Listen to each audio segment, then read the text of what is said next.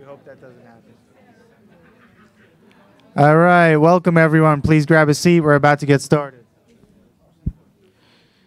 Can everyone hear me okay? Yeah?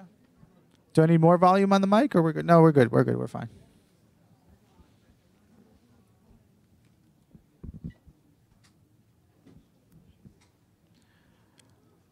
Just from the team, who has the wireless mics? I'm just curious. 1 and 2. Okay, thank you. And where's the corded mic? Okay. So I'm just going to go over a few quick housekeeping rules. This is going to be, this is really meant to be an interactive event. Sorry, 1 second.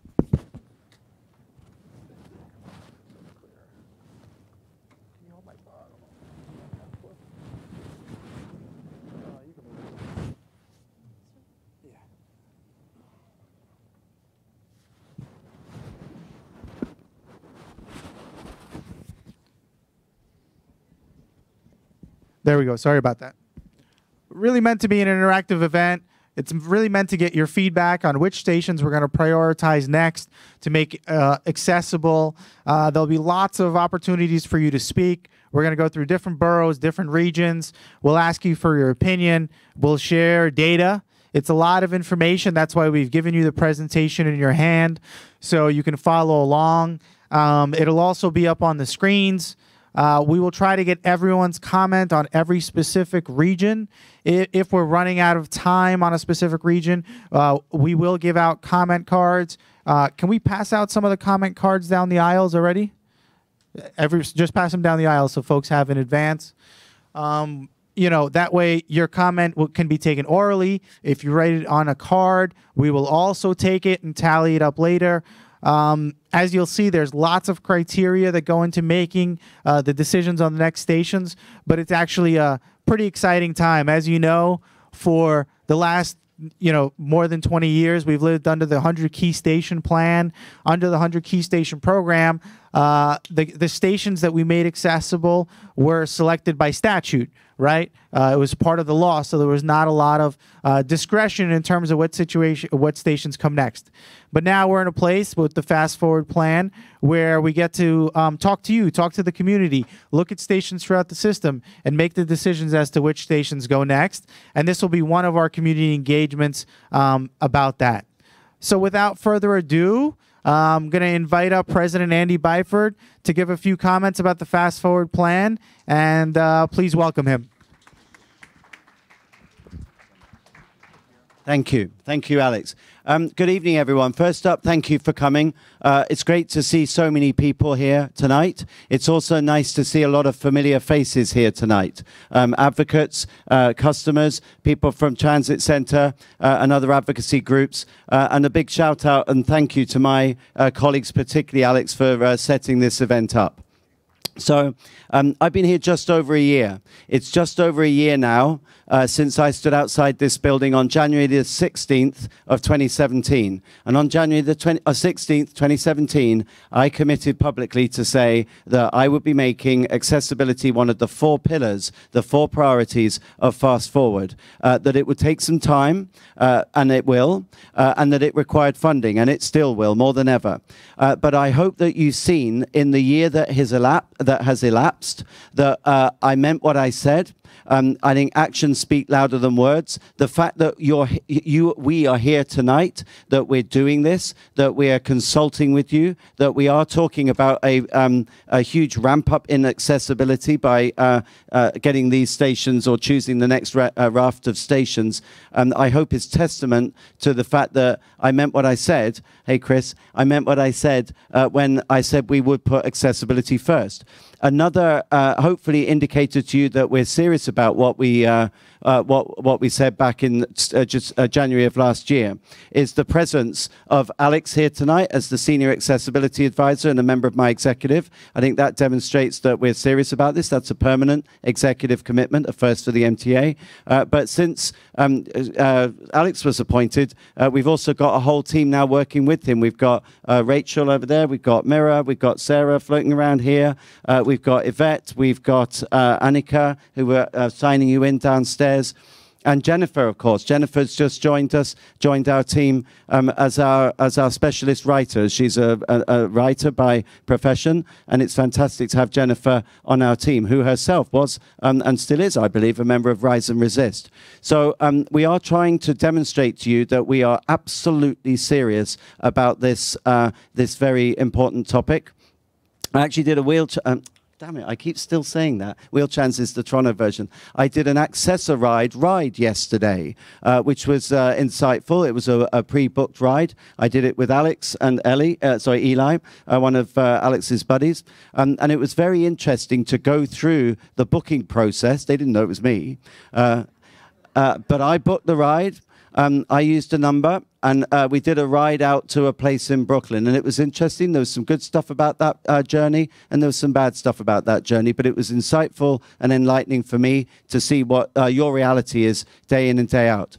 So again, we're very serious about this. There's lots of surveys out there, and surveys are good, and effectively we're surveying you tonight, but actions are more important than surveys. But we are in parallel, not just talking about more elevators at stations, we're looking at the whole spectrum of what needs to be done. Platform gaps, be they vertical or horizontal. We're looking at signage. We're looking at making sure the existing elevators, A, stay in service, and B, are clean and fit to use. So that's a priority for my new group station manager structure.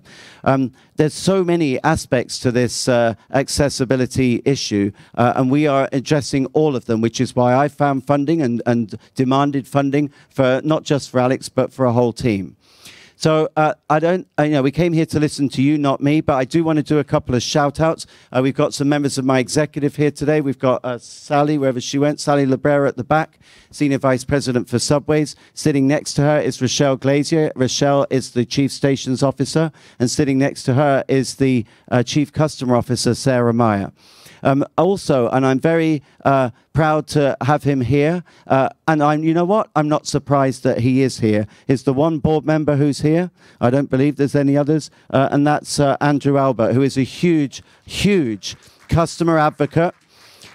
On our board, Andrew speaks up for you. And he also is on the working group, the accessibility working group. So it's no surprise that he's here tonight because like you and like me, he believes in the cause. So we really look forward to hearing your comments tonight. And I'm just going to be here. I'm going to listen and learn and gladly accept your feedback. Thank you.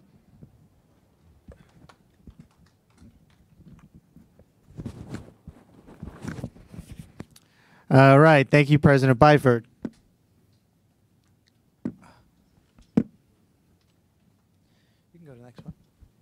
Go one back. So a couple more introductory points on accessibility before we get started. So as you all have heard at the recent board meeting, and also as in some publications, we are starting a new committee here at New York City Transit. It's going to be called the Advisory Committee for Transit Accessibility. It'll be a committee that meets with our team as well as others at the MTA several times a year, provides feedback, lets us bounce ideas off of the committee, and similarly brings ideas to us. So there are applications to become a member of the committee outside. We will send an email to everybody after this meeting, inviting them to participate. Basic application process will ask for a resume and then an interview as well. But we're super excited. It's going to be a way for customers on a regular basis to talk to us about what they're seeing in the system. It'll advise us on issues about subways, buses, and paratransit, and you'll hear everything that we're working on in more detail. Not just at the board meeting where you usually get a 5-minute update. And it'll be something new, and it'll really be a collaboration. So we hope that you all apply. We look forward to your feedback. Please feel free to grab an application outside and ask any questions. So I'm just going to give you a little bit of how we're going to go through things tonight. Is there a criteria slide? Sorry, one second. Somewhere? No? It disappeared? No. Can you flip to that one? So as we go through the stations that we're considering to be the next ones to become accessible, we're working with certain criteria.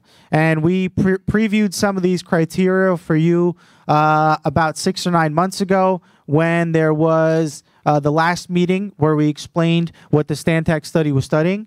So the Stantec study is specifically studying cost and feasibility, meaning we are studying all of our remaining 300 non-accessible stations to see what it would take to make them accessible. And that's looking at, how many elevators, what's the street structure, what's the utilities, is there room in the station, things like that. But that is only one criteria that leads to a station being selected. There's also, we obviously look at transfer points and terminal stations that are very important for our system, and we're going to go through some of those today. Stations that connect to buses and are generally connect to other transit connections. Stations that are next to activity centers, whether it's the Barclay Center or a community center or a museum, or in some cases a medical facility, or a gym or a baseball park or whatever it is. Those are all things that we'll be sharing data with you on. We're looking at ridership. Which stations are generally getting the most ridership? Obviously, that's important because we want to, because we have 50 stations potentially to work with. That's our goal. That's what we've asked for funding for. We want to use them wisely and get the most value out of the stations we select. So we do want to go with stations that have high ridership because that's important. Then we've looked at access ride data. Where are access ride trips happening from the most as a potential factor to consider in selecting the next stations?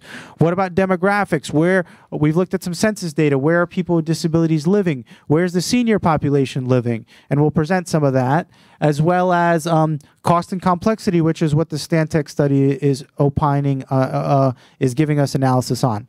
But very importantly is the top prong that I did not mention yet. It's system-wide coverage. When we met with you all back in August at the CCC meeting, and we took a tally of what criteria you consider most important, it's system-wide coverage. We know there's a lot of quote-unquote transit deserts as far as accessible stations go, and you all agreed that getting as much system-wide coverage is the most important element that we need to address.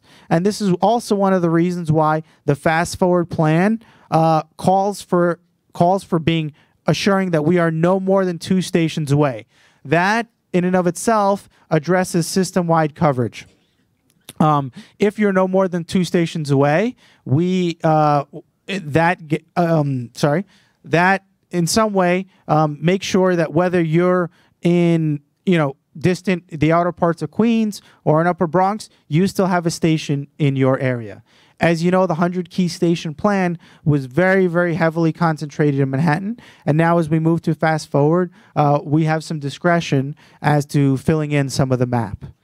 So as we go through each station group, the stations are grouped by borough and by what we call a grouping. So anytime there's a gap of 4 or 5 or 6 stations where there is a lack, meaning you are more than 2 stations away, we will show you, hey, these are the 4 stations that we have to pick from. So in some cases, you'll see, hey, we have to choose one of 4. Hey, we have to choose one of 2. Hey, we have to choose one of 5 to fill in the map. We will go through each grouping, and we will open up the floor for conversation. We'll ask you to raise your hand, tell us which station you think is important, because although we have lots of data and we have lots of information, the communities are ultimately yours. You live in each community. You know best why a given station may be important. Maybe the data suggests ridership is big at one station, but you believe as a consumer with a disability that, hey, that's not the best station. A better station is this station because of so-and-so. And that's ultimately what we want to hear from you all. Before we get started, I just want to recognize a few elected officials that are here with us today and their representatives. So we have Paul Goebel from Manhattan Borough President Gail Brewer's office. Thank you so much. Are you here? Just want to recognize you. Sorry, I don't see, but thank you for coming. We have Grace. How do you say that? What is it? Grace what? Grace Aguilaros. Grace Aguilaros from Senator Ramos's office. We have Jackson Fisherwood from Assembly Epstein. We have Nan Blackshear from Borough President Eric Adams.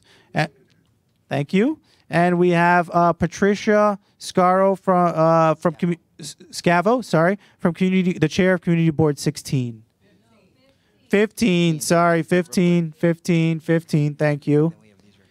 Then we have Frederick Klein from Assemblyman Dinowitz. We have Alexis Stykes from Assembly Member Joanne Simon. We have Shelby Garner from Congresswoman Carolyn Molina. Maloney. Sorry. Just trying to read them off. Maria Henderson from Councilman Udonis Rodriguez. Bryce Pierre from Assembly Member Dick Godfrey. And who's that? Sorry. Asher Brown from State Senator Brad Hoylman. Thank you all for coming. As you all know, the elected officials in the state play a huge role in pushing fast forward, literally, and we're super excited to have their support. So without further ado, let's get started. So go to the first slide, meaning stations. So this is a list of stations that are currently in progress. As you look around the room, you have maps that are kind of set up strategically. You also have the presentation in your hand. Is there anyone who doesn't have a presentation that needs one, that would like one in their hand? Raise your hand. Sure, we'll get you one. Anyone else that would like a copy of the presentation? There's also a hand in the back of the room, please. There's a couple. Keep your hands up, and we're going to pass them out in a second. So these are stations that are currently in progress, meaning they are part of the current capital plan, the 15 to 19 capital plan. They have different stages. Some are in design, some are in construction, some are being moved forward, but they're all funded, and you will see them filling in the map anywhere within a year or 2 to 3 years. So you have Greenpoint in Brooklyn, Astoria in Queens, Eastern Parkway, Brooklyn Museum Station in Brooklyn, Bedford Park Boulevard, Gung Hill Road, Chambers, 57 7th Avenue, 86th Street in Bay Ridge, Brooklyn, Bedford Avenue on the L, 1st Avenue on the L in Manhattan, New Utrecht Station, 62nd Street Station, also on the Sea Beach line, which is in kind of the Bensonhurst area of Brooklyn, 59th Street on the R, Rockaway Parkway on the L train, Times Square Shuttle, 8th Avenue and Sea Beach on the N line, 68th Street Hunter College, Court Square on the G, Woodhaven, 149th Street Grand Concourse, the other 149th Street and Grand Concourse, Westchester Square.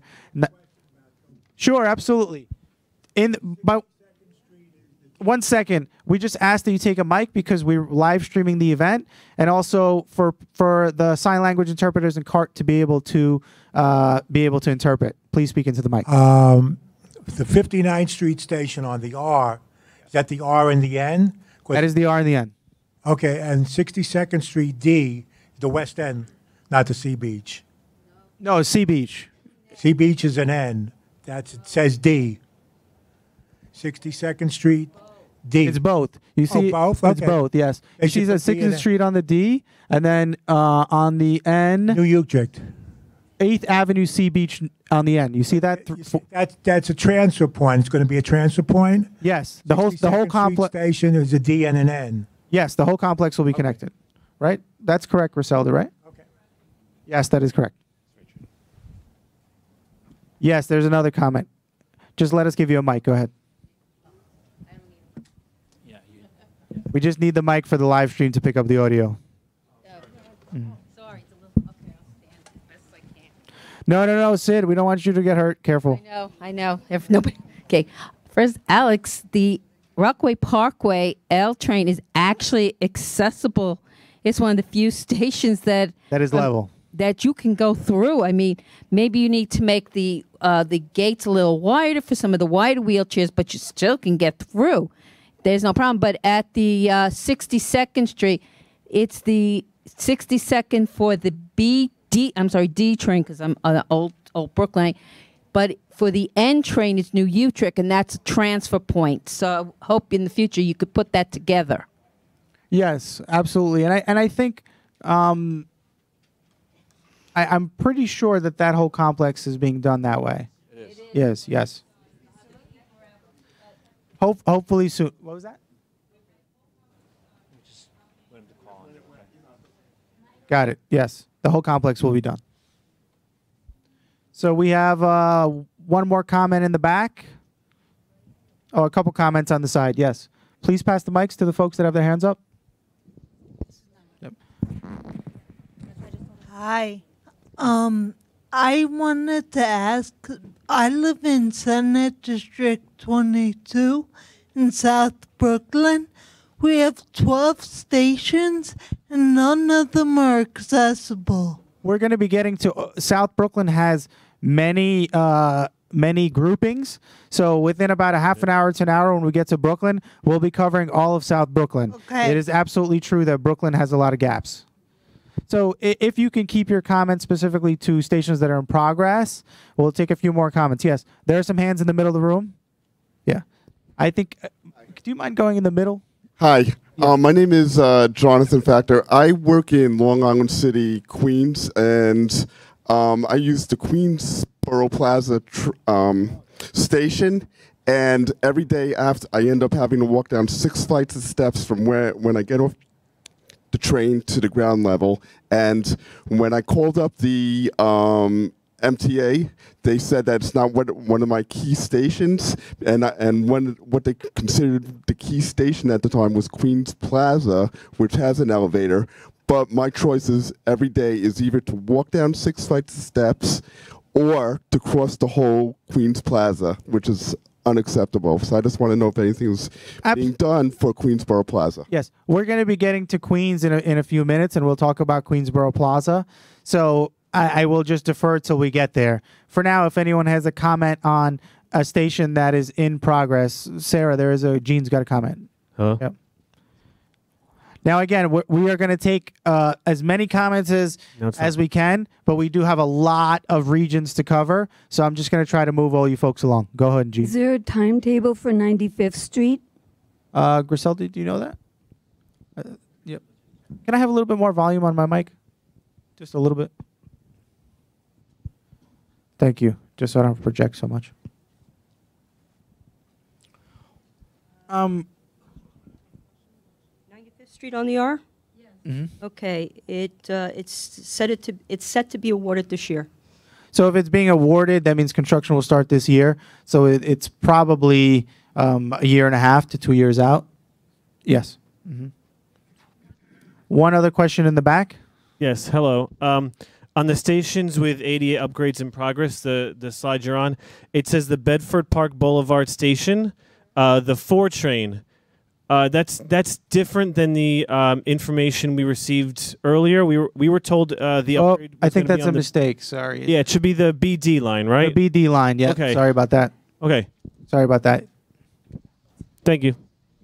We don't want to make promises we can't keep. It is the BD. One last question, and then we'll move on. Thank you. My name is Brees Pear. I'm from the office of Assemblymember Richard Gottfried. I want to say it's really encouraging to see Andy Byford here and the MTA putting a renewed emphasis on this long overdue goal of trying to make the system more accessible. I am asking about a couple of stations on the L line that I understand elevator work is supposed to be in progress, but they don't seem to be on the list, which would namely be at 14th Street and 6th Avenue. And also, I was under the impression that 14th Street at 3rd Avenue was going to be made accessible. So those will be covered in our next slide, and you guys are very well educated on this. So I know this is going to be a fun meeting. The difference between this slide and the next slide that we're going to go into in a second is these are stations that are already in progress that you're looking at here. That means they're fully funded and moving forward. Now, as we go to the next slide, these are priority stations that are not funded yet, but at the same time, we are fully aware that we're going to be committing to these stations, and that's where the other L train stations that you mentioned are. So it's 6th Avenue on the L, as well as right, it's 3rd Avenue, Griselda, on the L? Or First? First Avenue. Bedford on the L. First Avenue and Bedford, exactly. So those stations are part of the L train upgrade. Yes, some of them were part of a lawsuit that came out. So these stations that you see here have been identified preliminarily. These are anything that follows this point forward, just as needing to say, is not guaranteed, right? Because funding isn't secured. But these are stations that have been prioritized and that we want to move forward with. Everything that you saw on the slide right before is already funded, but we are getting ready for the funding announcement for the 2020 capital program, which is 5 years from 2020 to 2024. And we're looking forward to having a good allocation of funds for ADA, and all these projects that we're talking about tonight, we hope to include. But again, everything we discussed tonight is subject to funding, but we are really trying to show our commitment by meeting with you in advance thereof.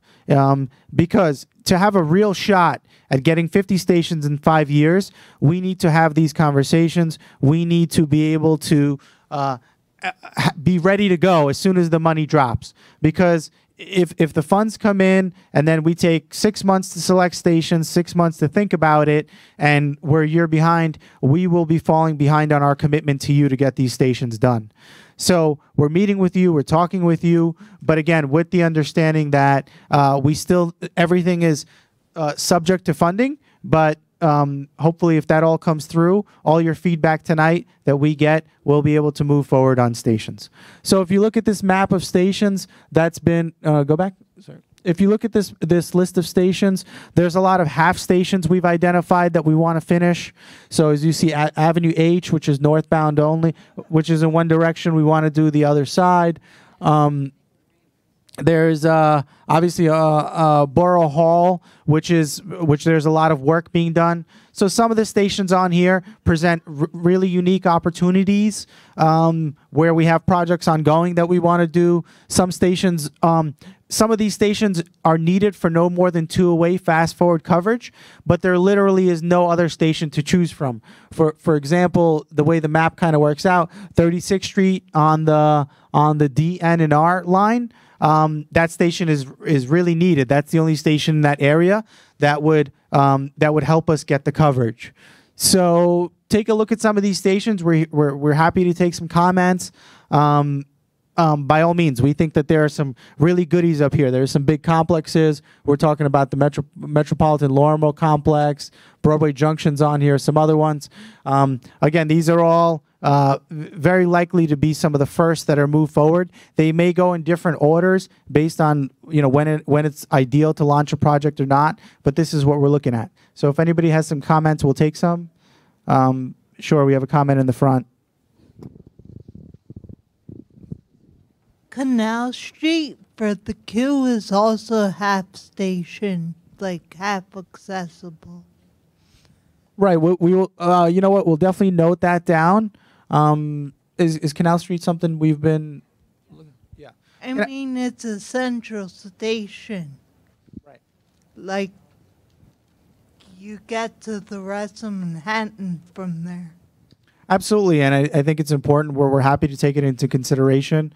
We'll see what the study comes out in demographics, but that's a very, very, very good point.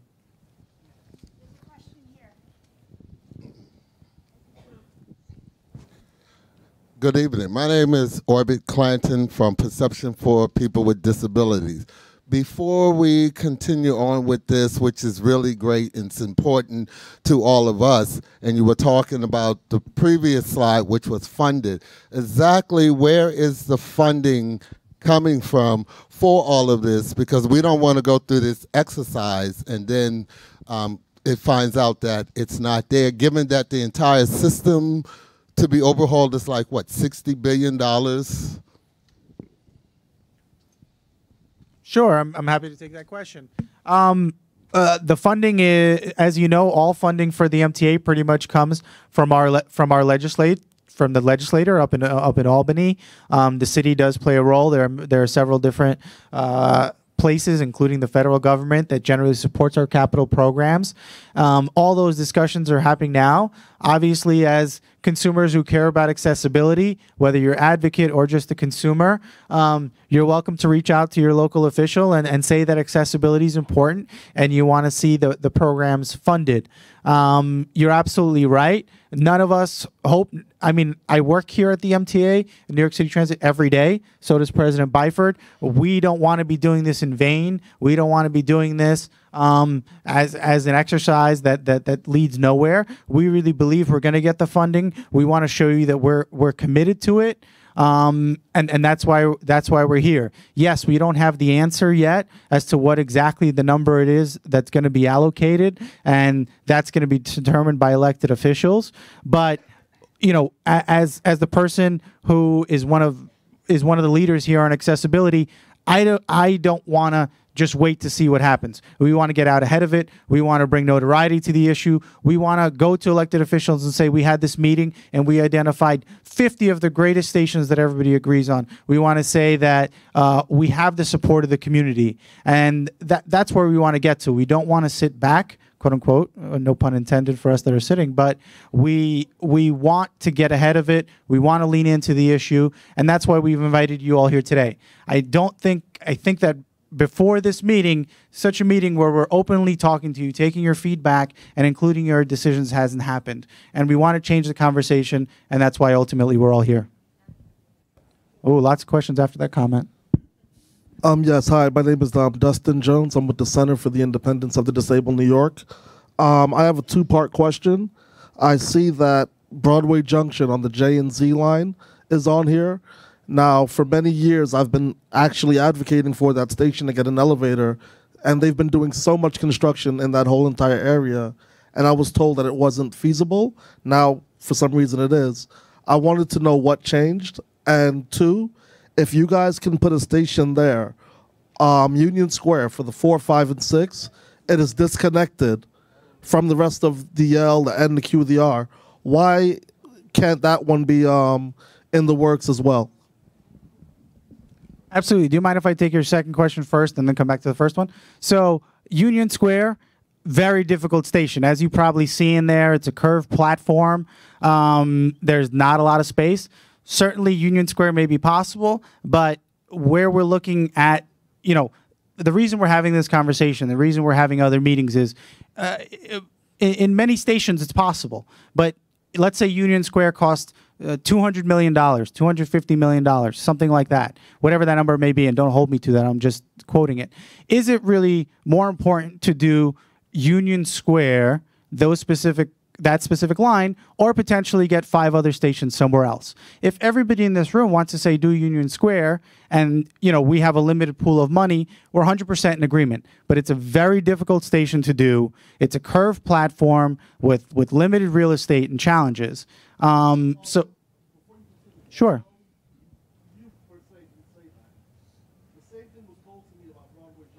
I'm about to get to Broadway Junction. Yeah, I mean, yeah, I was going to get to your question. So, in reference to our Broadway Junction, but I'm glad to see that you guys got it done. So that's why I was asking, you know, in reference to Union Square, because there is an elevator there that's always out of commission. So why not connect, if there is a way to connect the 4, 5, and 6? I mean, we will absolutely look at it. It's not that anyone's not aware. We know it's an important station. It runs on the 4, 5, 6 line. Obviously, it's a big deal. It connects the east side of Manhattan. We will take a look at it. The comment to look at it is important.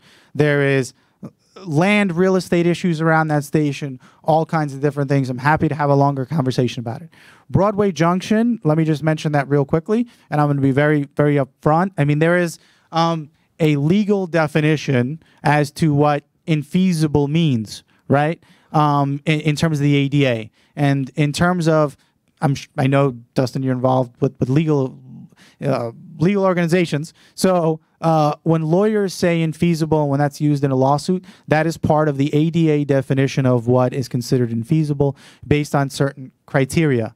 I always ask the agency, and whenever I say letters, look, yes, when there are lawsuits and we have to say in feasibility, it's within the confines of what the ADA says.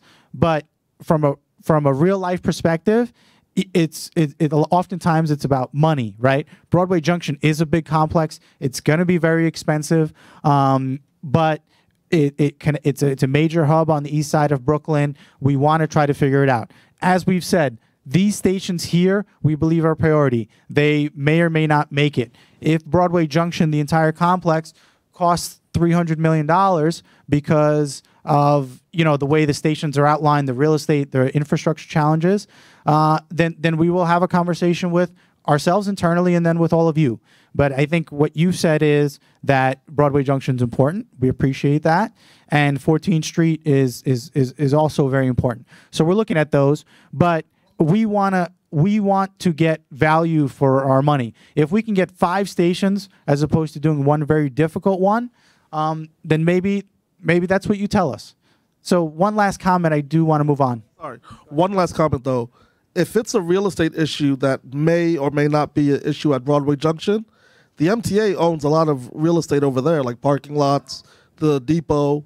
Why not move some stuff around over there? Any real estate that the MTA owns is generally not a problem. Oftentimes, our elevators and subways come up into buildings, come up into the middle of the street. It's not like the subway matches directly with where the platform is. A lot of times, there are private owners that own property where we have to literally spend millions of dollars to buy property just to be able to place an elevator on the street. So our own property is generally not an issue. I wish that most of our real estate issues were our own, but it's generally where we don't own the real estate on top, but we own it on the bottom, and that creates the challenge. Okay? So a few more comments on these, and then we'll move on. Thank you, sir. Good evening. My name is Michael Iron. I'm the second vice chair of Community Board 18 Brooklyn. Canarsie. I take the L train every day, and I use that hub. I go for Broadway Junction, and that is tragic there. I don't know if you guys ever come down there. When the escalator goes down, it's 134 steps on the escalator steps. The other steps is like 69 or 71. I can't remember. And I also want to say it's a damn shame what happened to that girl last week when she fell. Okay? What's happening at Broadway Junction is inevitable. Something like that's going to happen there. It's inevitable. And I don't know. You guys send somebody to my community board like twice a year, and you spin things. You say you're going to do this and do that, but nothing ever happens. I know you came down and you mentioned about Rockaway Parkway, and you don't need anything there. Broadway Junction is a necessity. You need to fix it. You need either elevator or fix that escalator. It's amazing. You can do things down at Lorimer Street, but not that end of the L. That's what gets me. Thank you very much. Thank you, sir. As you see, both Lorimer and Broadway Junction are on this list. It is a priority. We have every intention in the next capital program of finding a way to do it. It's not funded though, right? Well, it's not funded because we're still waiting. All right, let me ask you another question. How many times have you come down to my board and testified? I am more than happy to come down, sir. I have. Not you. Oh, to you. Yeah. Okay. Yeah, numerous times, right? Well, you do what you got to do, but it's not right. Thank you very much. Thank you, sir. Yeah, we have a few questions in front. We're going to get you next, miss. 1 second. Okay, so I have a question. So do the ADA upgrades, are we going to be talking about only physical accessibility for people such as in wheelchairs and signage, but also there's a small card, a pocket guide about accessibility in terms of deaf friendliness. So how are we talking about in terms these systems and the station upgrades and as they apply to deaf people and accessibility for deaf people in the station? Is there a separate list for that? I'm not really sure if this is are we going to be having this conversation about every single station or if it's going to be talked about separately in the course of this meeting. So I wanted to get clarification about that. Great. Thank you for that question. The truth is, this is certainly about the next stations to become ADA compliant. The challenge and why they make the papers and why there tends to be some controversy is elevators cost tons of money. They require moving heaven and earth. major, major, major investments. I mean, average of $50 million a station or whatever it is. But my unit, my team, and as the person here who's responsible for accessibility, we look at every station and every decision from the perspective of 4 disability categories: mobility impaired, deaf or hard of hearing, blind or low vision, as well as those who may have intellectual or cognitive disabilities.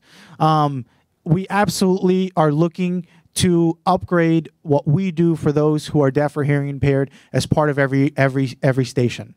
So whenever we do an ADA upgrade, we put in a slew of 15 plus features.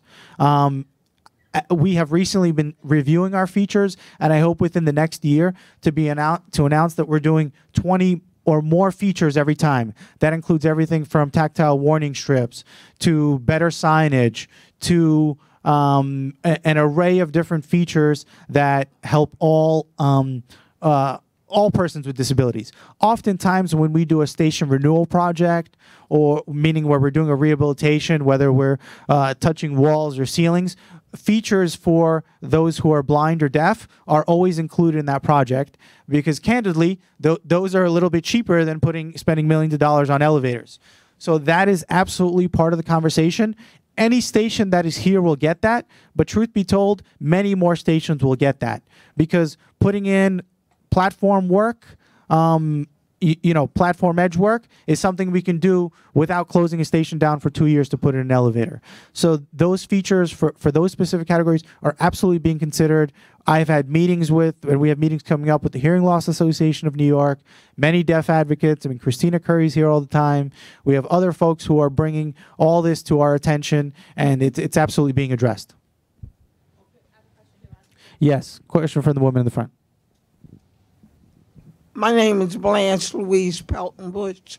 I'm from Brownsville, and you've been talking about the elevator going on Livonia. I live in that area. You came and you did a job on the train station, and you did a shoddy job there, and you have not even mentioned anything more about the escalator or elevator. You have not mentioned it. And you keep coming in, sending different people. This is before you came and before you came. Every now and then you change people, so therefore all your things go out the window on what happened in Brownsville. Do you not think that we use the trains? Everybody pays. We pay. Our money is the same color as yours, and we deserve the same thing you got in your area. We deserve that. Absolutely, miss. I agree with you. I mean, the truth is, first of all, yeah. And look, first of all, you see Livonia. But you have not came to Community Board 16. I haven't seen you there. Well, we had a community engagement on Fast Forward out in that part of Queens, in that part of Brooklyn, actually, in the Canarsie area. But at the same time, as you see, Livonia and Junius are on the list here. We've studied them, and we have every intention of trying to move forward with those. I mean, look, I use a wheelchair myself, right? I live in the Bensonhurst part of Coney Island part of Brooklyn. It is the same truth that even in my part of Brooklyn, not every station is accessible. My personal experience is similar to that of your own, and we want to move forward. We understand the frustration. We understand that your point that, hey, you guys keep saying things and you haven't done it. President Byford and myself have been a year, even less for myself. We want to get out there and speak to you. I don't think a meeting like this has ever happened before, and we hope to keep it productive. Yeah, sure. It has not happened before, not with y'all, not with you two. Okay. So may I just make a comment? And I think you raise a really valid point. Your money is the same color as ours. You're absolutely right to say that. the one plea I'd make, and we'll keep going, we'll keep hearing your comments. We haven't got yet to the 50 stations. I can't turn the clock back. As you rightly said, I've been here a year. Alex has been here a year. What we have now that we didn't have a year ago, we didn't have him for starters. We didn't have a survey going on, which is now ascertaining what is going to be the cost and feasibility of every single remaining station. We didn't have the fast forward plan, so we didn't have people talking about that. We didn't have the GSM's, group station managers, going around making sure that elevators are kept in service and kept clean. And so the list continues. But what I can't do is well, two things really. I can't turn the clock back. But if you want, we can carry on with the feedback about what didn't happen in the past. My proposal is we get to saying time out. You're preaching to the converted, right? We get it. We're the messengers. We're on your team. We want to do this. But the second thing I can't do on my own, the question came up about funding. I can't guarantee that funding. I have a powerful position as president, but what I can do is make a big load of noise about it. Put together a plan that's the talk of New York City. Put together a plan that's like the genie that's now not going back into that bottle, that politicians are going to find it very hard to say no to, right? But what will the actual quantum be? I can't say for certain. And in fact, in many ways, you guys are more powerful than me. For one simple reason, you have a vote. I don't. I can't vote on this. You can. You can lean on your elected representatives and say they need to get some money going for fast forward. So I think we're a powerful team. You are preaching to the converted. And, to be fair to Alex, people say he hasn't been to certain meetings. There's only one of him, right? I'd love to clone him. I'd love to have 50 of him. But I haven't figured that out yet. But I've been to Broadway Junction. I've seen what it looks like. Absolutely. That is a major complex that should be accessible. So that's what we want to talk about tonight. What are your 50 next priority locations? Can I say one more thing? One short one, miss. We do have a lot of stations to get to. One more thing. I want to know, because you just came into it, did you come in empty-handed? There was no funds when you came into it? Because what happened to all the funds before you came in? Didn't they leave you something? Yeah, they did. So we have an existing capital plan, and there is still money within that existing capital plan, which is why some of it, we put up the slide earlier, some projects haven't yet happened, but they are funded. The difference is, of course, we're going to get a capital program, but what we're arguing is it should be a way bigger capital program, and it should be much more biased towards accessibility. That's the difference. So again, that is what we're doing on your behalf. Will we succeed? I don't know, but we're going to give it a damn good go in the next 8 weeks, which I suggest to everyone. The next 8 weeks are critical because it's the run-in to the vote in Albany. Do your thing, do your bit, help me out. You got the vote, I don't. But what I can do is be very persuasive, pitch the case, and fight every inch of the way to get the funding, not just for accessibility. There's no point in having an accessible station if the train service isn't working, but all the other parts of Fast Forward, including resignaling the subway, getting more buses, and everything else that we need to do. I have a question. So I'm going to ask to move on. We are not going to get to, we haven't even started the Bronx or a single borough yet. So, I will stick around at the end and take more comments, but let's move on to our first grouping in the Bronx.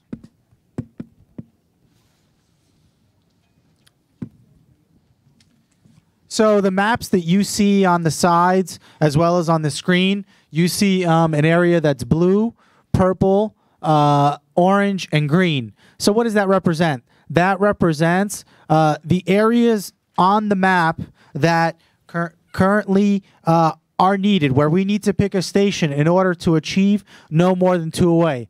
Also, on the map, you see red stars. The red stars are stations that are currently in progress, that are being designed. Then you also see silver stars. Silver stars are stations that were identified on the priority list, correct? So we're going to go to our first grouping. So this is the Woodlawn grouping. So if you look on the map, if you go back one mirror, this is the purple grouping all the way at the top of the 4 train over there on the Jerome line. And if you go to the next slide. So here we have Woodlawn, Michela Parkway, and Bedford Park Boulevard, Lehman College, all on the 4 train. One of these stations is needed to achieve no more than 2-way coverage. As you see here, we've identified average weekly riderships, local activity centers, connecting bus lines, the senior population. This is within half a mile of the station based on the census data. People with ambulatory disabilities based on census data. Average weekly reduced fare riders. How many people are using reduced fare Metro cards? That's seniors and people with disabilities, as well as daily access ride pickups in that area. These are just 5 categories that we've identified for you all. Obviously, there's a slew of others, but we are happy to take comments on which one of these 3 you all think should be prioritized for moving forward in accessibility. Any comments, please? Thank you.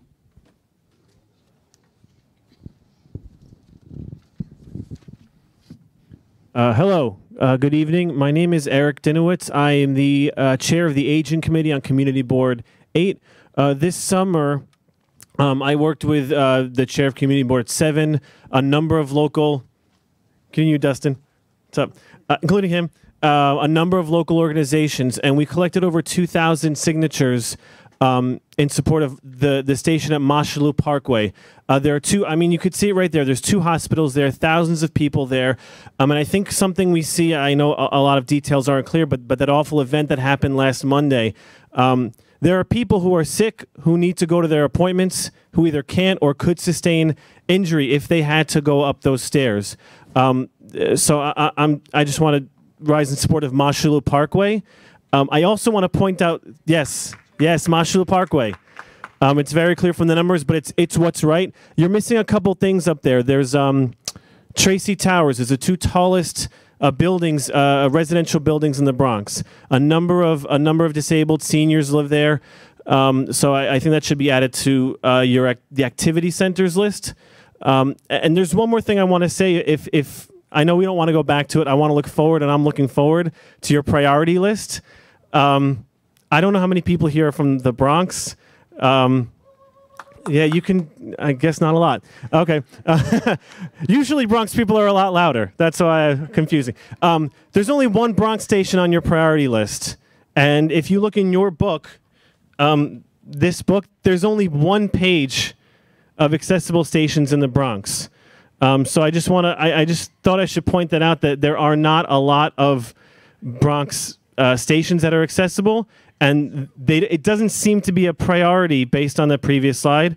But back to this slide, Michela Parkway. Thank you. Absolutely. Thank you for that feedback, sir. That's the kind of feedback we're looking for, meaning you know your local community best. You know where the tall buildings are. I do want to say that the slide before, it's not based on priorities that we think are the most important.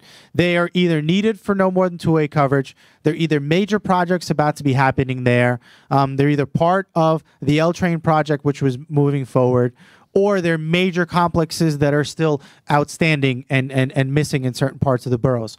So the major priority that we have is no more than 2-way coverage. So even the slide before that suggests we need those are prioritization, that just means we have very little decision wiggle room in terms of not doing those stations. If we miss some portion of the stations on that prior list, we won't get our no more than 2-way. It doesn't mean that we're not prioritizing the Bronx. No more than 2-way means everywhere everywhere in the boroughs. So every place is treated the same. Okay? Just want to clarify that. More comments on this Woodlawn group? We have some hands? Yes. Yes, so I do live in this area. Okay, so I live in the Fordham area, and I take the 4 all the time. And often I do see on the signs, you know, they'll have the signs about, oh, the next train will be in 4 minutes or whatever. But I do hear that an announcement is being made about something, maybe stations being skipped, but I think all trains need to have visual announcements about when stations are going to be skipped, because sometimes I'm sitting on the train and it's peak hours and we're just going and skipping stations, and I didn't hear the announcement. I heard that some kind of announcement was happening, but I didn't hear what it was that was being announced. And that's a general deaf accessibility thing that needs to be approved station-wide. And the gentleman next to her is saying I agree with her. Yes, absolutely. And I often miss appointments because of that. It's a huge problem. No, this is a feedback that we get often. You know how many, I'll be very candid, how many folks who are deaf send me pictures of the Listen Up for Train Crew announcements picture. I get those pictures on my phone and my email once a week. I understand that's an issue. We are working with our subways team and our subway car folks to find a solution. The cars of the future will have screens, LCD screens, much more ability to have more room for text and speech-to-text kind of applications. 100% on our radar, and we totally get it and hear it often. So thank you for bringing that up. Some more comments? Yes. Hi, yes. My name is Zenaida, and I live in the Bronx. And one of the places he did mention was Michela Parkway. Yeah, they need an elevator there, but also in Parkchester. Because Parkchester is a very busy area, and they have Macy's there, and also you can get off there in Parkchester and get on the bus, because in 2 blocks down there's another area where there's a shopping area. So Parkchester would be one of them, because the stairs are very deep down, and like someone had mentioned in the past, that's very dangerous for a stroller too. Yeah, Okay. Parkchester is one of our other groups, and we're going to get to it in a second. Meaning it's another grouping in the Bronx, but thank you for that feedback. Yes. Good evening. My name is Helen S. Jarrett, and I'm from Community Board 5 in Brooklyn. East New York is an area that has been neglected for so many years. From when you get to Sutter Rutland Road all the way to the end at New Lots Avenue, where people get off to take the bus to get to the airport with luggage, there is absolutely nothing there. There's a whole neighborhood that's shut out of any kind of elevators or escalators to give us any type of relief. Miss, we have 10 groupings in Brooklyn that we're going to get to, and several of them are New Lots and East. So we're absolutely going to get to them. Those stations are super elevated stations. Thank you. Thank you. We have 10 groupings in Brooklyn, so Brooklyn's going to get a lot of action tonight. There's a lot of gaps in Brooklyn. Thank you for that. Hi, my name is Frederick Klein. I'm working for Assemblyman Jeffrey Dinowitz. I just want to also echo the support for Mosholu Parkway, and I would like to point out that your census data on the ambulatory concerns, I think that it is worth considering the patient load that North Central Bronx and Montefiore Health Systems and all the doctors that are around there would add to that, because those people might not live there, but I know for a fact there are people who go up to that area and would use that station if they could get off the train for an elevator. Absolutely. Thank you. And that's the kind of local feedback we're looking for. We do understand that data won't tell us everything. So let's move on to our next group. So our next, if you have comment, we do have to move on. We have a lot of groups to cover. So we're still staying in the Bronx. Yeah, I know. So if you guys want to make comments, please write on your comment cards. If you wanted a specific station in Woodlawn, feel free to put in several stations on your comment cards. Just make sure we can decipher it. We'll be looking at all the comment cards as well as your oral comments. So our next group in the Bronx is the Tremont group. Go back to the map. So if you see on the map, the Tremont group is right there in kind of a greenish color. It's probably more green on your presentation, and that's on the BD the BD line, correct? And if you go back to it, so here you have 182nd, 183rd Streets. You have Tremont Avenue. You have 174th, 175th Street, as well as 170th Street on the BD. You see all the numbers here. You should also be aware that this is my list, right? Where's my list? Yeah, Tremont is also an express stop, which obviously is an important thing. Lots of connections. So we're open to comments on these stations. Please let us know what you think.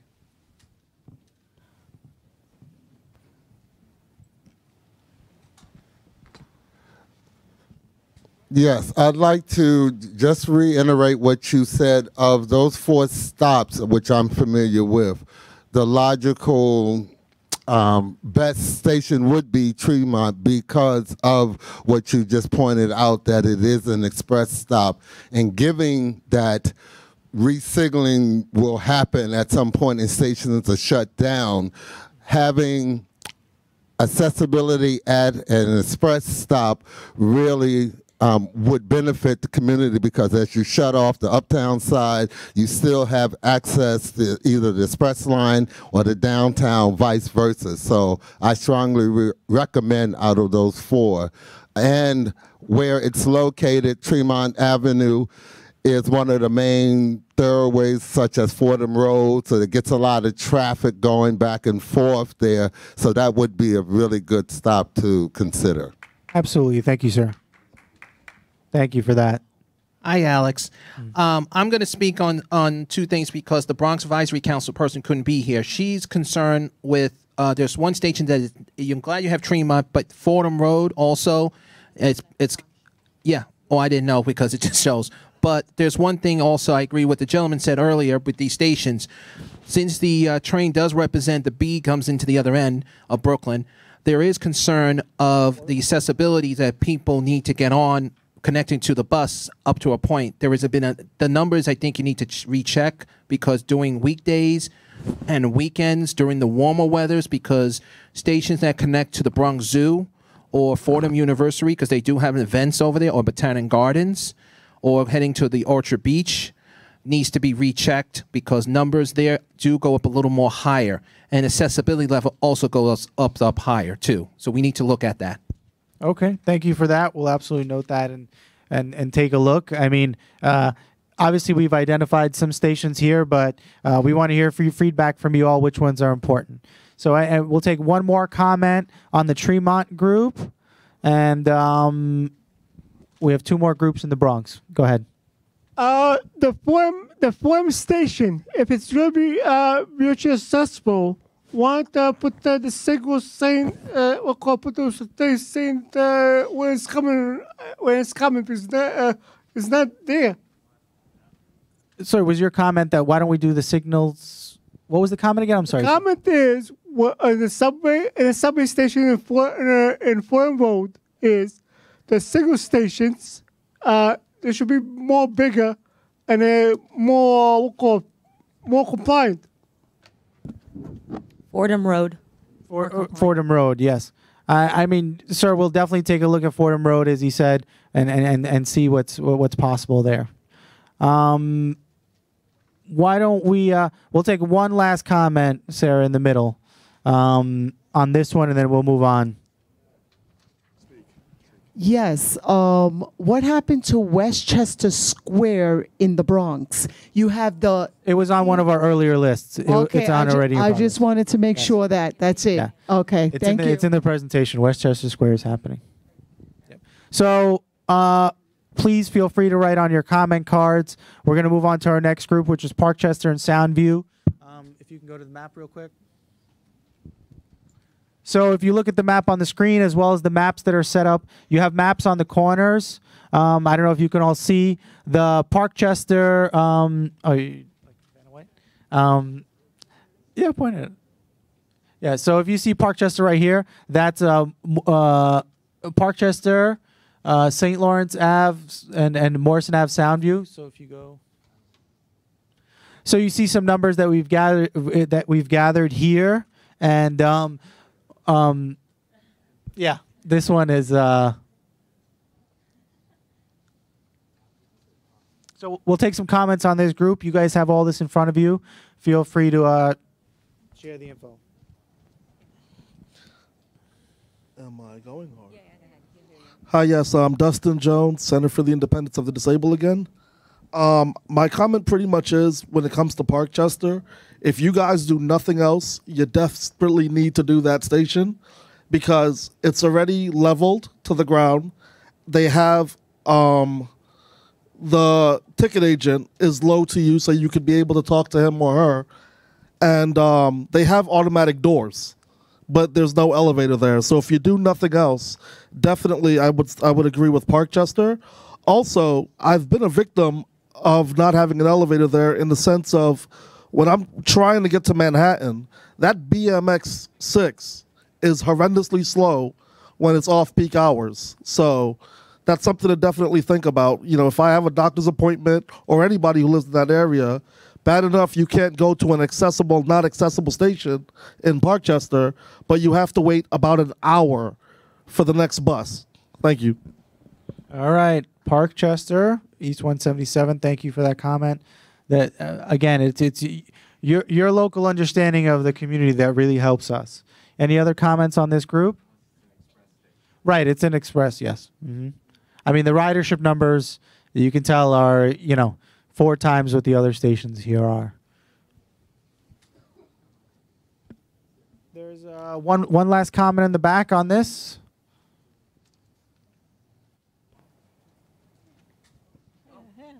Oh, thank you, Andy. Hi, Alex.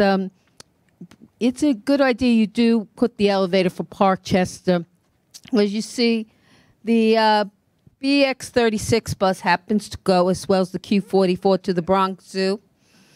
And that's a major attraction and accessible. So I would like to see it. And also representing my families with developmental abilities who live in the Bronx, the chair, my counterpart in the Bronx wasn't able to be here. You have a lot of families who have developmental ability that live in the Parkchester area, and they do need true accessibilities because it's multiple disabilities run in the family. So if you could do that, and also it is a track, you can take, if the elevator's there, you can then take those buses up to the Botanic Gardens, the Bronx Zoo, Fordham, and a few other places that would be very helpful. And also connects to there's a big shopping center a little south of the 6, which happens to be a good one. Great. Yes, I'm a Brooklynite, and I still know that. There you go. I when we were coming to this meeting, I was going to be like, is the whole room going to be screaming for I want this station, I want that station? We're getting consensus across the board. It's beautiful. Too early, right? I haven't gotten to Brooklyn, right? I just figured I had this opportunity, so I was going to use that comment in case half an hour I couldn't say that. Let's go on to our next group. Thank you. Any comments, put on your comment cards. So we have one last grouping in the Bronx. What is that one called? Yeah, the Mott Haven grouping. So you see it down below in the lower right in orange. You have 149th Street, 143rd Street, St. Mary's. You have Cypress and Brock Avenue. So if you go to the numbers on these,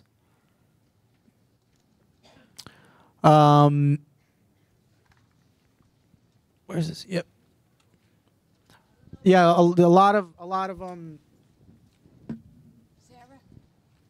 So a lot of different criteria here. Obviously, East 149th Street has a couple stations not there, but on the parallel line near Hostos that's in the works. Lots of different criteria in this group, but you guys see the numbers, so we're more than happy to take some comments on this group. We have a comment in the back, and then we'll take a comment in the front. First of all, to the president and Alex, thank you so much for having this first meeting. We really, really, really appreciate it. Thank you very much. Thank you. So the station that's buried on East 149th Street and Grand Concourse, is that up there? That station is already, that was on one of our other lists that's already in the works, right, Griselda, right? Yeah. Yeah, that station is in progress. It's already in progress. That's correct, yes. Okay, because, whenever there's construction on the trains, they dump us on buses, and then they dump us off on 149th Street and Grand Concourse where we can't go anywhere. Everybody else goes down the steps to the train. So thank you for letting me know. Yes, that station is in progress. Hopefully, that's a toughie, but we're going to make it happen. Yes, comment in the front.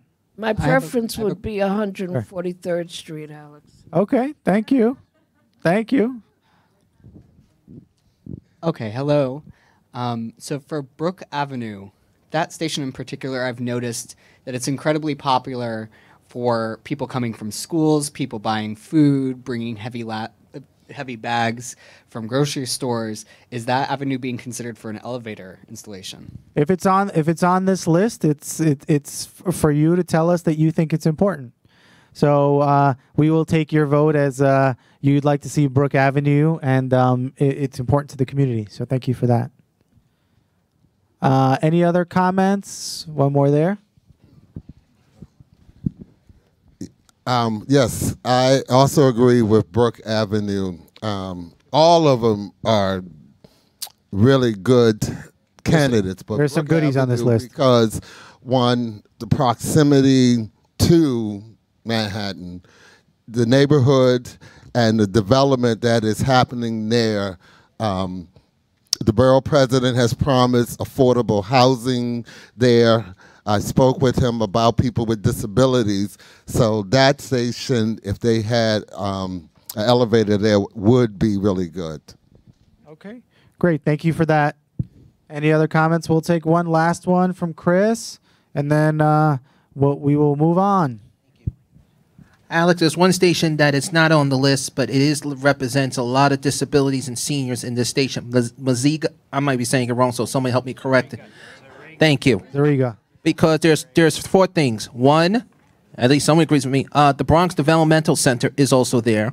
Two, you have a school that is, I think it's a District 25 school there. And three, the only bus that goes over there is the Yes, but also the BX. No, that's another station. There's a BX4 and BX4 Apple that if it ever shows up. The problem is if some of the staff who are self-advocacy groups who do go to that Bronx Development Center, it is very hard for them to travel there. You might be near the Q44 Select, but there still needs to be something over there. Well, right next to it, Westchester Square East Tremont is being done. As you see, it's a red star. But yes, that station is right below it, and we're happy to take a look at it. But I did want to just mention that the next station over is in progress, which is Westchester Square. So thank you. So we're going to move on. Again, any further comments on these as on your way out? Whether, in half an hour you have a different thought, please put them on your comment card. And we'll be more than happy to take your feedback. And thank you for all your positive feedback. And for being here. I mean, this is really what we work hard. The team has worked incredibly hard to present all this data for you. There are literally 50 columns of data that we reviewed, and we try to narrow it down to ones that make sense and ones that you could really look at and get an understanding with in terms of making this a 2-hour meeting. We could do this for 3 weeks. So next up, we have Queens. So take a quick look at the coverage groups we have in Queens. We have the Jackson Heights group in blue. We have the Rego Park group in orange, and we have Ozone Park in purple. Those are regions that are needed for no more than 208 coverage. So let's start with our Jackson Heights group first, right? Yes. Jackson Heights is first. Can I see mine? So in Jackson Heights, we do have a lot of stations. We have a good amount of stations to pick from in Jackson Heights. It's 5. So we have 65th Street on the M&R, Northern Boulevard, M&R, 46th Street, Steinway Street, as well as 36th Street. Obviously, the Steinway Street ridership is significantly higher than some of the others. But we are open to feedback as to which ones you guys think are important in this important area in Queens. Alejandra in the front. Somebody has a mic there? Sarah, right here. Yep. Go ahead. I mean, I know the numbers support it, but Steinway Street in general is such a busy area. And on a personal level, the fact that growing up in that area, never had access to anything but 3 hours on a bus into Manhattan, that would be my personal preference, and the numbers support it. So. And it's a win-win. Thank you for that. We have a general question about Queens. Sure, we'll take a general question about Queens. No problem. Hi, my name is Valerie Joseph from Brooklyn Center for the Independence of the Disabled.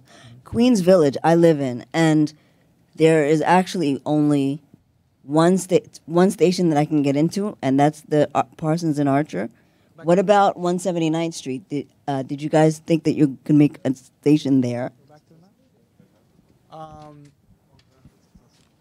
Parsons and Archer, you're talking about the EJ? Yeah, no, I know that one is, but is there any other place that you could put a station besides just there? I don't know that we can change a station, but if you see a station that is up there that you would like to suggest that we do in that area, by all means. You're suggesting that you're suggesting another station, or? Yeah, absolutely. There. I mean, look at the map, see which ones aren't done. You are welcome to tonight. Tell us any station that you think would help your community.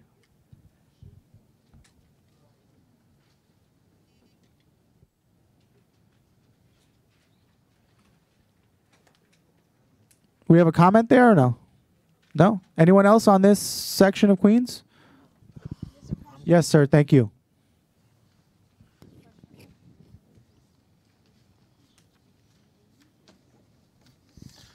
Yeah, well, I live in Brooklyn, and I wanted to ask a question. Why isn't an elevator is built over at 53rd and 4th Avenue? I mean, that's where I take the train every morning. Absolutely. We're going to get to Brooklyn in a few minutes, but 4th Avenue, 59th Street is currently being done, and that was on a list prior. And I know you're asking 53rd. I know. Street and 4th Avenue. Absolutely. So we'll get to Brooklyn in a few minutes, and we'll see the different areas we have to cover there. Thank you. So anyone else on the Jackson Heights group in Queens? We have. We'll take 2 more comments, and then we will move on. Yes. So I have really 2 questions. Maybe I missed the slide, but Jackson Heights. I've noticed that Jackson Heights actually is a big hub for deaf and hard of hearing visitors who are often very lost. And a lot of these people are people who have never come to New York. They're people from out of town. They might have trouble navigating in the first place. And they're trying to take these buses from point A to point B, and they don't realize where the stops are going to be for the deaf school. The Lexington School of the Deaf is in that area, and so that's why it's attracting a lot of deaf people, but they're missing their stop. And so it would be really helpful if that station had a sign that said where the stop is going to be for Lexington School of the Deaf, so that they can be aware of that and know where to get off. That would be really important because that's a hub. And the second question that I wanted to bring up for you, it's not on your list, but Flushing, Queens. I think that's in one of the next groups that we have coming up. No? Oh, okay, great. Thank you. Yes. But about your comment on the Lexington School for the Deaf, absolutely, we will look into the station and see if we can get some signage to address that. That kind of feedback is super helpful to us. Signage is quick wins. I mean, it's difficult, a very large system, but we will do what we can. There was one more comment on this Jackson Heights group, I believe in the back. Thank you, sir. I'd like some clarification for the Amazon. Is that near Steinway or is it 36? Can you go back on the map? Because that's opening up opportunities for people with disabilities to work. So the station that is closest to that facility, definitely. I mean, I think 36th Street, we'll definitely note your comment. It's probably closer. I believe the facility is more in the Long Island, what was that? Yeah, Court Square, which was on another list that we had, right? And it's more in the western part of Queens.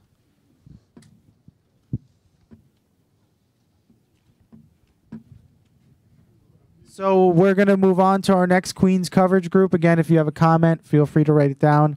Our next coverage group is Rego Park. So if you can pull up the map real quick. So if you see the Rego Park area up here up front, It's these 5 stations, and I'll just read them out if you go back. It's Elmhurst. We have 67th Avenue, 63rd Drive, Rego Park, Woodhaven Boulevard, Grand Avenue, Newton Avenue, and Elmhurst Avenue. So we are, some pretty high ridership numbers on a lot of these stations. Pretty popular line. But we are open to take comments as to which ones you think would be helpful. I have a comment here. Dustin Jones, Sydney. Queens Boulevard in general, but especially at Woodhaven.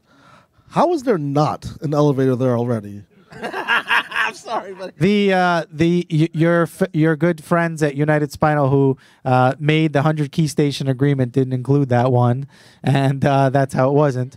But I do understand why it's an important station. But that is the answer to your question. Hey, Alex. One thing I'm going to mention, glad you have this side of stations. Woodhaven Boulevard is one of your stations that you have the mall, all the buses, major congestion. People are coming from the Rockaways from that end who are taking the SBS buses. And I agree with Dustin. They should have been an elevator there, as well as Steinway, because Steinway Avenue should had an elevator because, as I said before, you have a lot of disability in that part of Astoria, Queens, and Rego. Especially the numbers are even higher, very higher than that. So we need to look at that. Absolutely. Thank you for that. Everyone's go ahead. I'd just like to real quick put in another bid for Woodlawn because You mean Woodhaven? Woodhaven, I'm sorry. Yeah, because not only does it have so much flow of literally everybody, it's also about equidistant from the 2 hospitals on this list. So, got it. Thank you for that. Any other comments on this group? Another group of consensus. Look at that. Well, consensus that we should have already had one.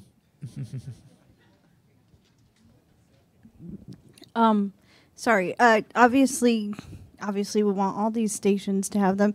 And, as someone who travels to the area, yeah, I would put in another vote for Woodhaven, but I've also been someone who's had difficulty getting to and from Elmhurst Hospital Center, both as a patient and a visitor. So, if we had to say what do I want after Woodhaven, I would say maybe Elmhurst Avenue. Okay. Thank you. That's allowed. One last comment on this group in the back. We'll get you, Deborah. We'll do 2. Yeah, I know you will. Chris will have a nice long email for me in the morning.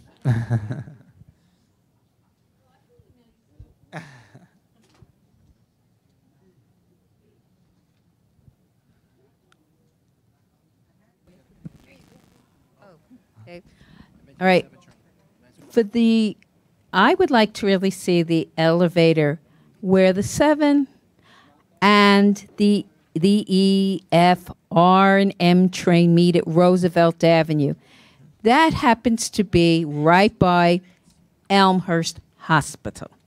But that the 74th you're talking about or no? That's right, because that let me station is tell accessible, you, no? not completely, even though, let me tell you something, even though you have elevators, I have had to keep company to people with wheelchairs. You need more elevators. You need to make it even more accessible because you have to go from one elevator to another, and then instead of the persons with disabilities using those elevators, it's people with their shopping carts, and not all of them they may have hidden disabilities, but they're making it harder for persons who cannot go up and down stairs and ambulate.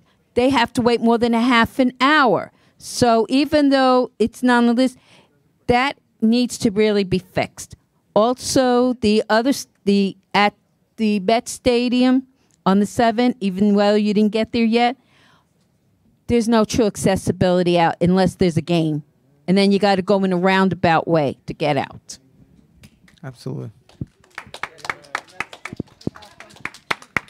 Thank you for that. I mean, 74th is accessible. We know you're suggesting it needs more.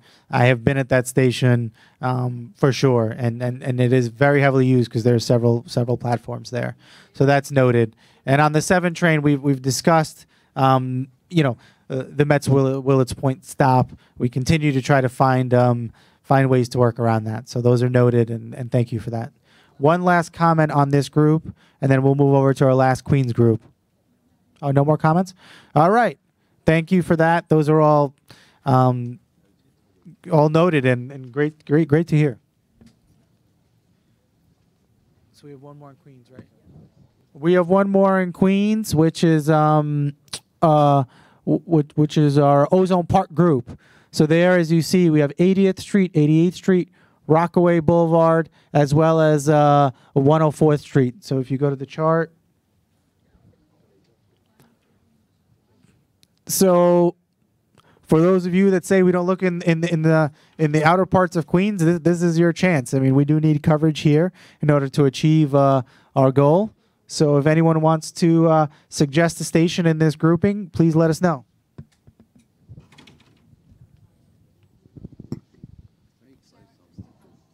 Yeah, there he is.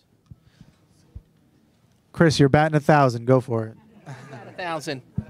Because I'm familiar with Rockaway Boulevard Station, because the number there, it should be even higher, because you have a major bus transfer connection, and people who like doing the warm weather or holidays, there's a major catering halls and a bowling alley over there too.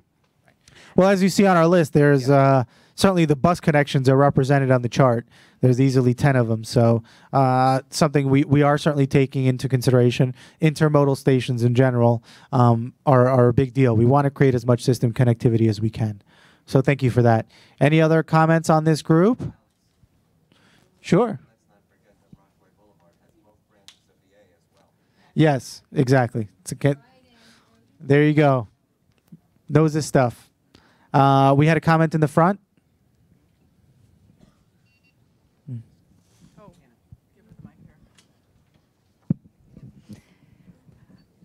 So Rockaway Boulevard, I noticed that I ride from Manhattan to the airport very often, and sometimes I get on and there's no announcements that they're going to go on a detour. They're going to go to another area. And so what we need is a sign that's going to say when it's going to go to JFK. And I almost missed a flight on more than one occasion due to that kind of confusion.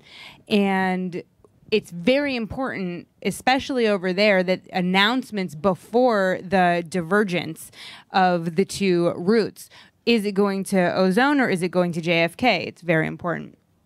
Got it. Thank you. And I reiterate, our comment that we have to, we're looking into making sure that our announcements can be in textual form about service changes and other things. So thank you for that. And those kinds of areas where trains do run, alternating routes or different routes, it's very important. Any other comments on this group, or everyone wants Rockaway? Dustin, go ahead. Although it's not here, I want to make a comment about the A line overall. Sure. My mother lives in Far Rockaway. There are only 2 accessible stations in Far Rockaway. And I prefer to use 116 because I know I won't get stuck on an elevator there. Why isn't there more accessibility in Far Rockaway in general? Another thing, too, is that you do have options when it comes to taxis, but it's also a taxi desert. I have to take the 52 Select bus back to what I like to call civilization before I could ride anything else. So why not have more accessibility than only 2 stations in Far Rockaway itself? Well, as you saw on the list earlier, can you go back to the priority list? All the way back. Yes. Yeah, no, I understand. So as you see on here, I believe we have Beach 67th on the A listed as a station that we're considering. So certainly one more. I understand there are more stations there, but Beach 67th is being considered. And if there's another station in the Rockaways that you think is, you can go back to the map, the regular map. If there's another station there that you think would be helpful, by all means. In terms of your comment on taxis, as you know, it is difficult for us to tell taxi drivers where to go. They are, that is determined by they're independent contractors, even via the e-hail program. But we are certainly working. We have our dedicated carrier fleet on Access-Ride where we can tell folks where to go. We continue to study how taxis work throughout the city to see how we can get them to cover different regions. But that has been a challenge that we've heard from many of our Access-Ride customers, that there aren't taxis in certain areas. And that is something that ourselves, as well as certainly the TLC and the City of New York, who work on providing accessible service, are looking at. So thank you for that. Next comment. Any other comment on this group?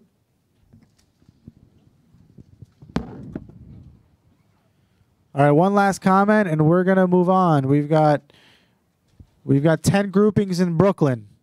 All the Brooklyn folks, they're coming up. Good evening. My name is Michael Howard. I do live near the A line that goes to Far Rockaway, but about Rockaway Boulevard, that station should have been accessible ever since they first had Q52 and Q53 select bus service. Okay, thank you, sir. All right, moving on to our next groupings. I believe we are going on to Brooklyn. We do, yes. So as you can see on this map, we're going to spend a good amount of time in Brooklyn, and then we still have some Manhattan and Upper Manhattan stations. So, as you can all see here, we have lots of areas. We have the green grouping, which is Brighton Beach grouping 1. We have a Bensonhurst grouping, Borough Park group, Bensonhurst 2, Bedford, Stuyvesant, Carroll Gardens, Maspeth, Bushwick, East New York, and 2 in East New York. So all the Brooklyn folks have at it. We will start first with our first grouping, which is, Mira, can you flip? Go ahead. Go to the next one. So we've kind of go back for a second. We've broken down Brooklyn into 4 different sections because it's so large. So we're going to start with the southern Brooklyn station. So we'll start with the Brighton Group 1. Go ahead. So in this station, we have Neck Road, Sheepshead Bay, Brighton Beach, and Ocean Parkway. This is my neck of the woods, but I don't get a vote, so it doesn't count. A vote here. So get a vote. Wait, you so get a vote. I mean, you ultimately decide. But I was thinking the Q on Neck Road, that's a small station. Why not make it Avenue U and get the city to fix that darn sidewalk with the steps? Okay. Thank you. We will definitely take Avenue U as a vote. I'm very close to Avenue. And Avenue is a major commercial district in that part of Brooklyn for sure. Hi, Alex. Yes. So we've been talking about elevators. Yes. But have we done a study on ramps? Out of 472 stations that we all know that the system has, there's got to be a few that could use a ramp. They're cheaper. They're quicker to build and less maintenance than elevators. Absolutely. Our study of all our inaccessible stations looks at ramps at every single station possibility. And the truth is a lot of our stations are incredibly deep. If it's a deep station, putting in a ramp is often nearly impossible because it's got to come up somewhere on the sidewalk. We don't always have sidewalk space. Also, platforms are incredibly narrow. If platforms are narrow, it's difficult. But the consultants, the engineers that are looking at stations identify that every time. And even if it means sometimes, moving something to accommodate a ramp, we're open to considering it. We 100% understand that ramps have 100% uptime, right? So we'd love to give everybody ramps where possible, but according to the ADA reg, the length that ramps have to be often would leave the station. You're talking about several, blocks later, 100 feet later. So if we had all the real estate in the world, we'd have more ramps. But we look for those opportunities wherever we can. We're looking at innovative ADA designs for stations. We're doing all kinds of different studies. I mean, we have spoken to you all that our intention is to deliver 50 stations in the next 5 years. The most we've probably ever done is about 17 or 18 or 19 at the most in the last capital program. So we are hoping to double our pace. We will have to innovate, be more aggressive, and find unique ways to make stations accessible. But we're going to try. Go ahead, Ed. You have another comment? Go ahead. Just want to say, for the record, I vote for Sheepshead Bay. All right. Sheepshead Bay has got quite the crowd here. Yeah. My name is Sharon Shapiro, Director of Yada Hadaka, the Jewish Disability Empowerment Center. We need an accessible station at Avenue J. It's another group. Oh, okay, sorry. Oh, no worries. Don't worry. Keep going. So I'll wait till that group, but Okay. We will note your Avenue J vote for now, but that grouping will come. Thank you. Alex, first, before I do anything, the B36 bus does not go to Ocean Parkway. Over there. It does not. That's Brighton Beach Avenue. It's the B. You have it correct with the B68 and the B1. I'm always there all the time. But I'm going to say this for Neck Road. Neck Road, because originally was the railroad. If you see on the northbound side, there's former stone steps. There you have room to actually make a ramp. Unfortunately, it'll only be northbound. I do vote. I have two votes. I want Sheepshead Bay first, but I also want Avenue U. And third, I would love to see Brighton Beach or Ocean Parkway. Because honestly, let me tell you how many people with disabilities live in the Trump and Warbass houses, all the apartment buildings there, and you know how inaccessible it is. And that stupid escalator that was built at Brighton Beach should never have been built, because once you get off the escalator, you have to walk up another 2-3 steps. Then you have to go up 2 flights just to get to a train. So Sheepshead Bay is 1, Ocean Parkway's 2, Brighton Beach is 3, and then Avenue U. But we also want Avenue, but we do need Avenue. But before anyone says that Neck Road is not a youth station, you haven't been there in the morning when the crowds are so packed that we have to be careful that we don't fall on the tracks. So it is a far more youth station than people realize, even though no buses go there. All noted. We have 4 votes on 4 stations. Hi, Teresa Scavo, Chairperson, Community Board 15, which represents Southern Brooklyn. On an earlier map, you had northbound Avenue H. How that made it on this list, I can't figure out. Because the transit riders on Avenue and Neck Road and Sheepshead Bay surely outweigh northbound Avenue H.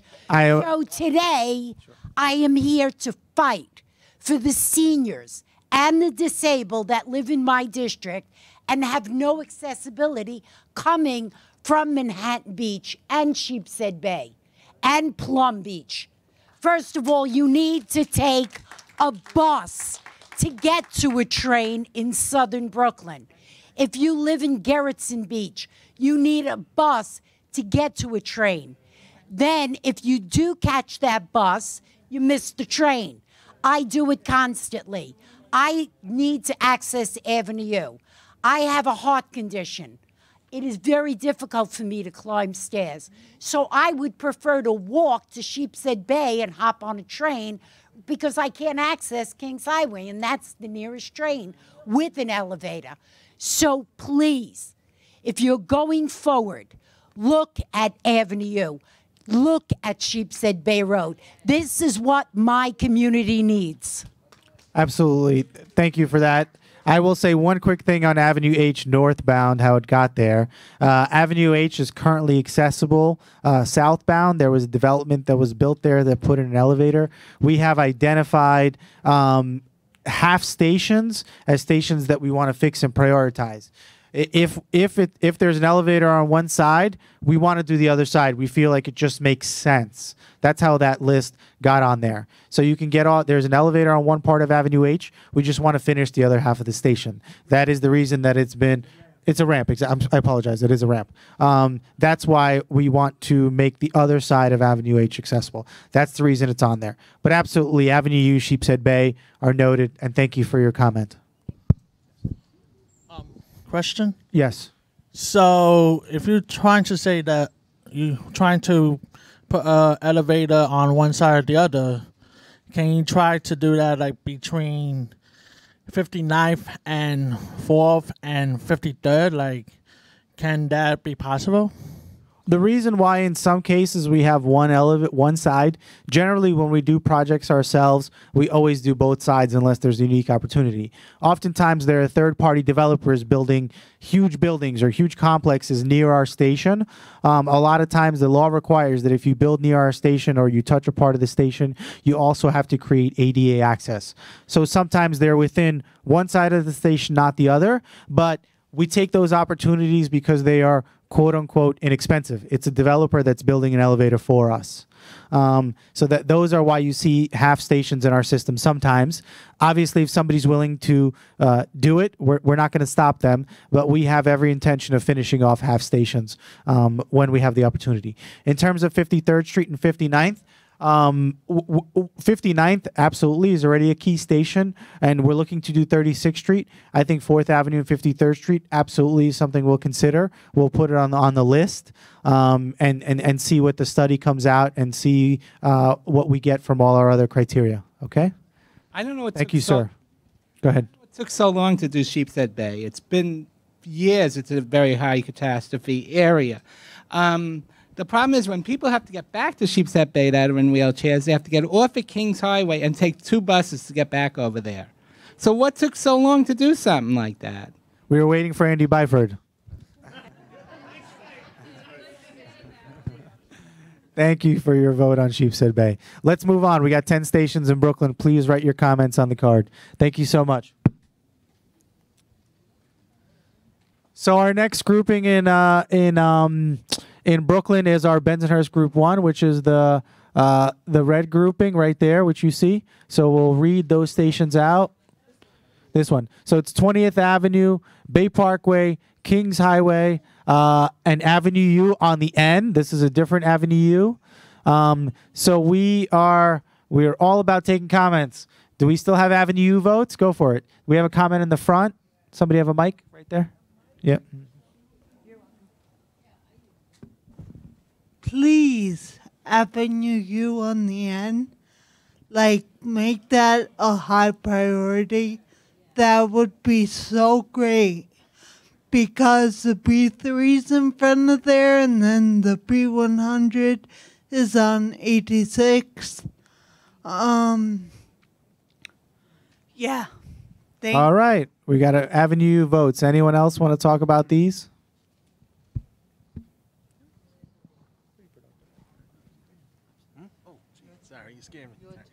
Alex, as I live in that area between the N, the F, and the Q. Chris, where don't you live, Chris? No, I never said I live in other boroughs, but I do live in the Brooklyn. You know that. You have multiple residences. Tell us. But let me just, the only secret I'm saying is Bay Parkway, Kings Highway, Avenue U, on any train station connects to a bus should have already had an elevator, because those numbers to me should be even higher on a weekend, because on weekends, as people like to go shopping, and the ridership on the N and on the D line have increased more higher than ever, because as the Chinese community and other communities are coming in and more people are moving into Brooklyn, there is more ridership coming in. I'm glad that 8th Avenue, New Trick is getting it, but again, Bay Parkway, Kings Highway, Avenue U definitely needs it. Thank you. All right. Thank you for that.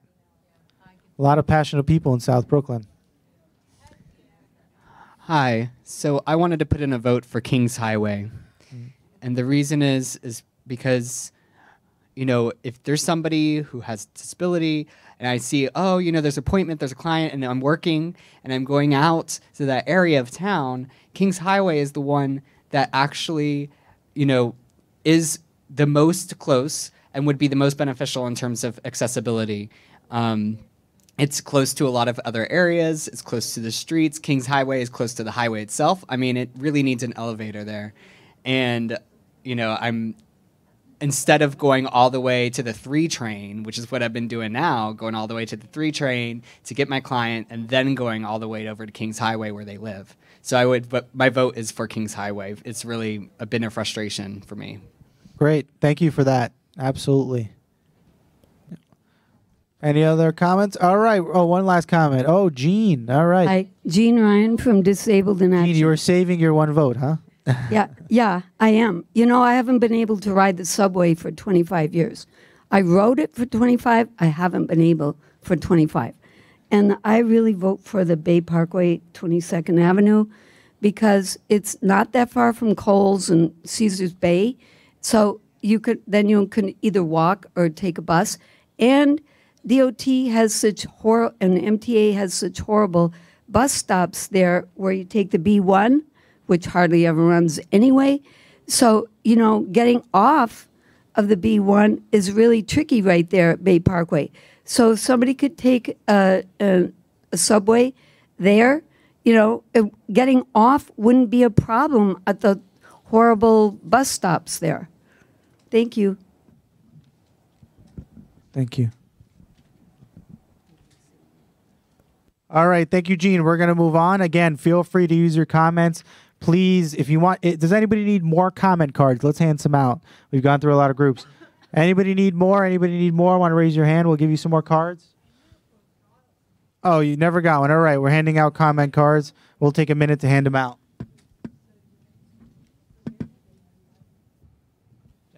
We're absolutely going to be reading all these, so please feel free to write as much as you need.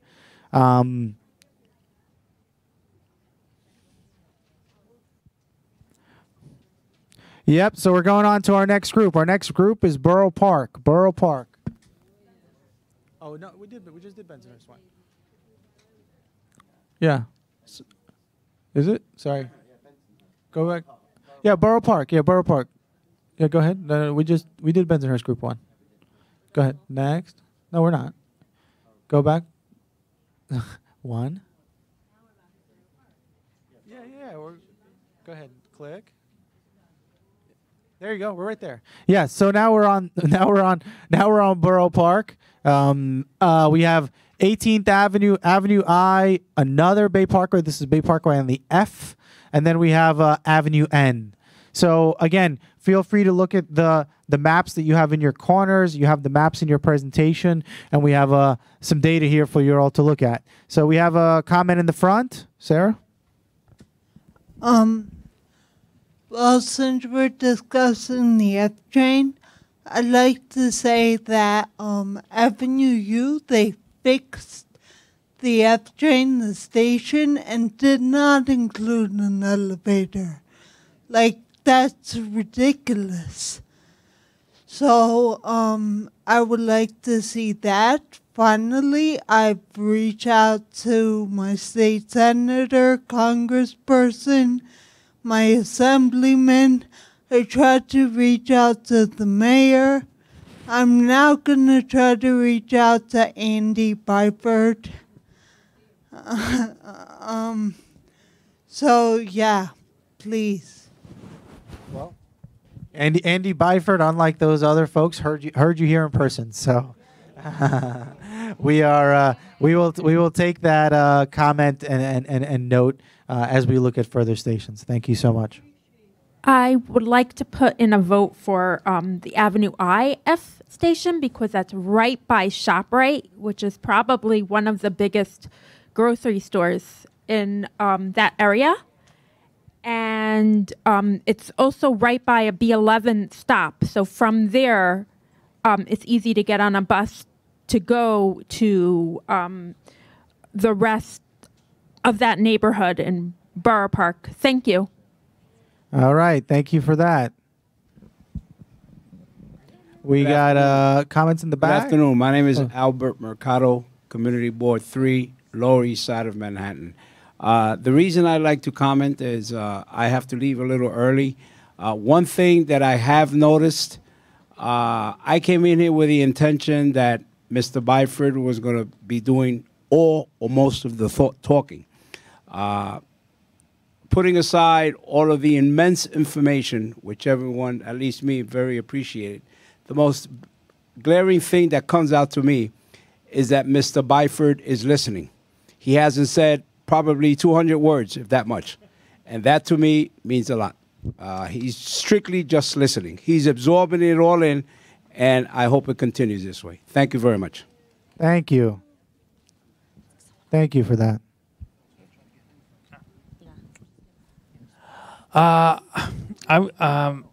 My name is Andrew Kurzweil, advocate. I want to put in for Bay Parkway on this station. Also, something that's missing from your list of activity centers, you also have Erasmus Hall High School football field. That's right there on McDonald Avenue, right there. Yes. So that should. And I played high school football there as well. Often. So oversight. Thank you for that. And is that the station that you think is most important on this list?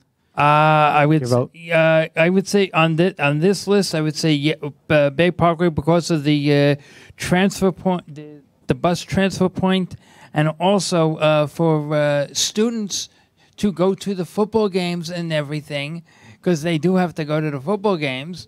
It would be it would be helpful, and Of course. Yeah. People with disabilities don't only go to hospitals. We go to football games too. We have another comment. Oh, we have one in the front, and then we'll get you, Deborah. Two questions. If they ever did start the F Express again, Kings Highway would be the obvious place for an elevator. And the other question is Bay Parkway - 22nd Avenue. 22nd Avenue does not exist. Yeah, it's just Bay Parkway. It's just Bay Parkway. Yes. They actually took the signs off that station like 10 years ago, but maybe 100 years ago it was called 22nd Avenue. Yeah. Does not exist. Yeah, sorry, we were a lot of people involved in getting all this together, and the marketing folks, we should have crossed that out. It is Bay Parkway Station. Okay, thank you. Thank you. We have some really knowledgeable folks in this room. We're getting fact checked, but we need it. So thank you. Okay, Alex. Yes. Another boo-boo. At Avenue Y, the B6 bus does not go there. It's only the B11. Now, I'm going to tell you why I think these two stations are tied. 18th Avenue and Avenue I. Both of 18th Avenue has the B8 bus that ends up going to the VA hospital, a very important site for people with veterans who need to use the hospital. The 8 goes directly there. The 11 goes to two hospitals, Maimonides as well as Lutheran.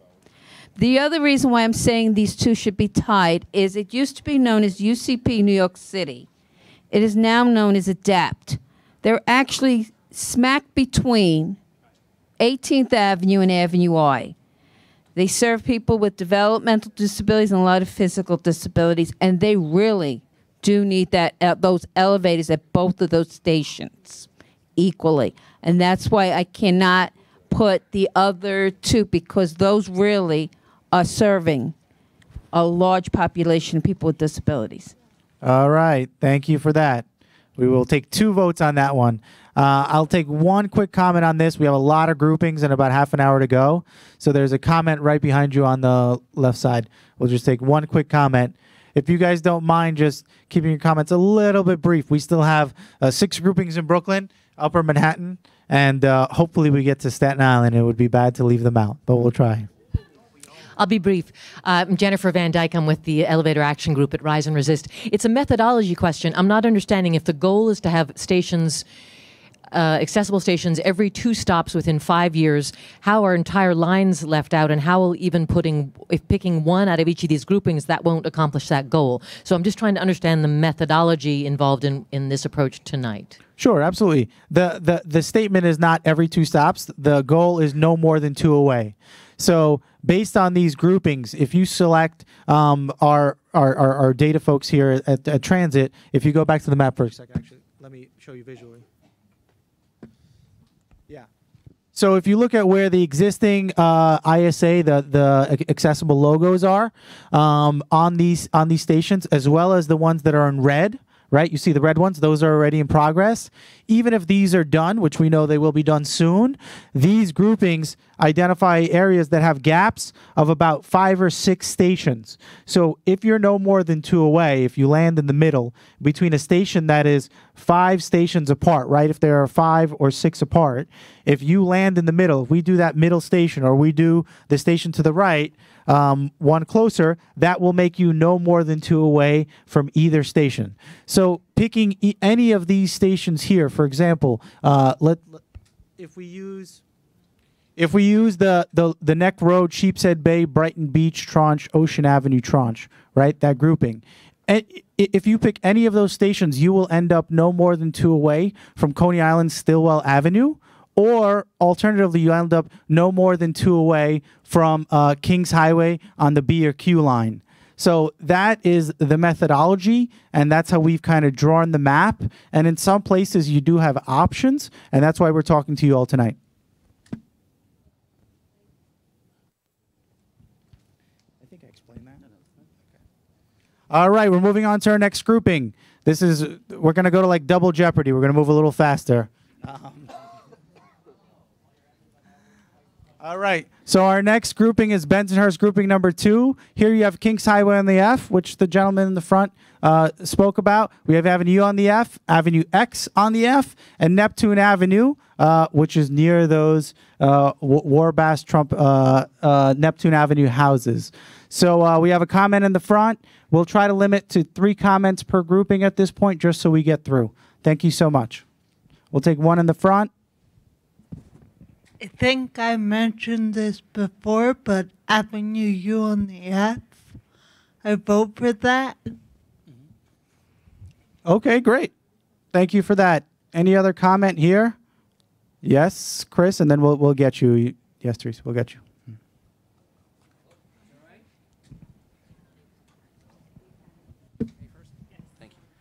I'm going to say also, because this is, I did mention it earlier, but the one thing that I'm going to say, Avenue X and Neptune Avenue, you have Coney Island Hospital.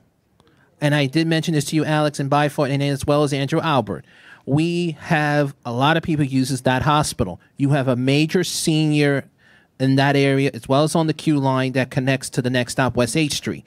But the question is the numbers, actually, I'm going to be honest with you, Avenue U on a weekday is much higher than on a weekend, but X, and people are coming to work and going to that hospital, that I know a fact, a lot of them do use it on that, and I'd like to make it clear that on Avenue, Kings Highway, you do have the 82 SBS and the 82 local, but up to a point, sometimes you have to, a lot of them are going towards to the Q train because waiting for the F train, or pray to God if an 82 ever shows up on a weekend local, you see a lot of them going to the Kings Highway Station on the Q. So we need to look at the ridership on that. Okay, thank you, Chris, for that. We got you down. We got one in the front here. Miss? One last comment on this one. You guys are so knowledgeable. Teresa Scavo, Community Board 15. I think your numbers are clear cut. Kings Highway is a major hub. Whether or not it's a senior, it's a person who has to get to work, and sometimes you can't make those stairs. So I would say your numbers prove it out. Kings Highway, Avenue, Avenue X. All right. Thank you. We got to vote for the numbers. That's great. Yes. All right, we're going to move on to our next group. Thank you all so much. So our next grouping is kind of Bedford-Stuyvesant portion of Brooklyn on the G line. If you go back to the map, it's Bedford-Nordstrand. You see Bedford Nordstrand. Where is it? Right there. Yeah, all up top on the upper right corner here, and Clawson Avenue. So from frequenting this area of Brooklyn, certainly Bedford Nordstrand gets most of the action, but we're happy to take some comments and votes. We have a comment in the back. Hi, all right. My name is Cade Smith. I'm a student at Pratt Institute, which is right around the corner from Classen Avenue. However, I'm actually going to throw my bid in for Bedford Nostrand because as someone who uses a rollator walker most of the time to get to my student teaching placements and any museum visits that I have to make for class, the sidewalks getting to Classen or the Clinton Washington stop are severely uneven.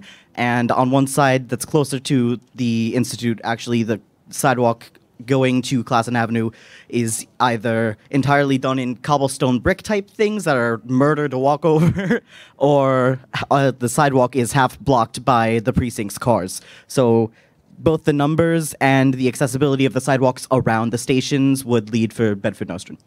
All right. Thank you for that. Chris, we'll take your vote. Take my vote.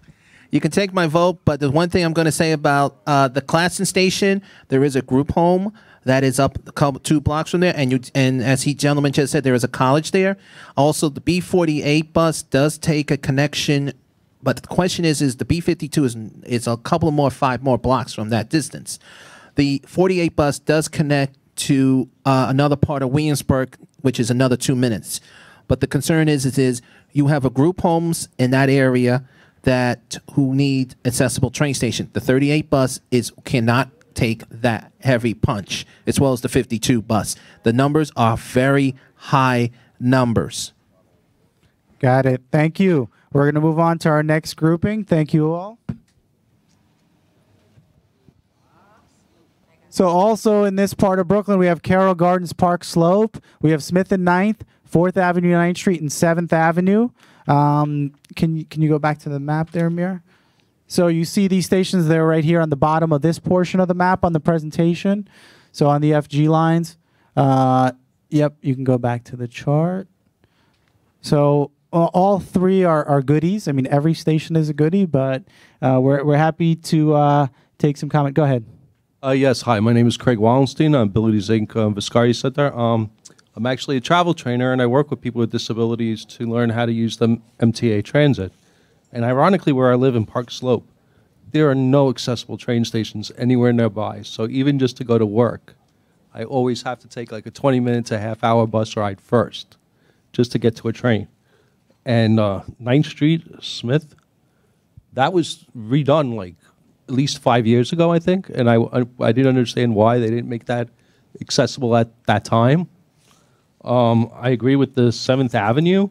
It's right by Methodist Hospital and nearby the park. But I'm just wondering with that, why they're not considering Prospect Park West on 15th Street by Bartel Bridget Square, where the movie theater is, right next to Prospect Park. It's very busy there, and it connects to the 68 bus, the 61 bus. You could also walk a couple blocks away and get to the 7th Avenue buses. I can't even go to Coney Island by train. The F train's right there, but I can't do it because we are more than happy to take your comment on Prospect 15th Street. As I said, our framework is the no more than 2 away. So if you look at 15th Street Prospect on the map, it's 1 station away from Church Avenue. Nonetheless, obviously, we are here to listen to the community. So we will take that as your note. And I believe with the other stations, you said 7th Avenue or? You said 15th Street Prospect Park. Right. And I just explained that one. But within the 4 that... It's 7th Avenue. All right. We'll take a vote for 7th Avenue. We are aware that there have been... Can I just comment? Like even Church Avenue, most of my work, I have to go into other boroughs. So like going towards Church Avenue is taking a bus out of my backwards. way. Yes, I understand. Absolutely. So certainly noted, and thank you for that. Thank you for that feedback. And you saved your 1 vote. So if you only vote once, it counts more. Just kidding.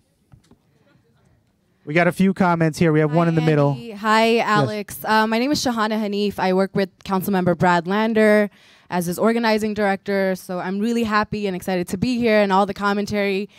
So just a few comments. I live off the Church Avenue stop, and I'm extremely grateful for the elevators there. It was tremendously helpful for before I got my both of my hips replaced. So thankful that the elevators are there on Church Ave. What we're doing for participatory budgeting this cycle is that we've included the 7th Avenue station elevator as a community push project because the community, we just had so many submissions as for the elevator on 7th Ave that Brad has decided to put down $250,000 and will match if this project wins through PB. So we're especially highlighting and prioritizing 7th Avenue off the FG. So just wanted to make that known. The ballot doesn't release until March 30th, but it's on our PB ballot. All right, great. We're happy to take that into consideration. You folks have really rallied for 7th Avenue, as well as the folks in the Bronx on Moshulu. I mean, you have done quite a job in your advocacy.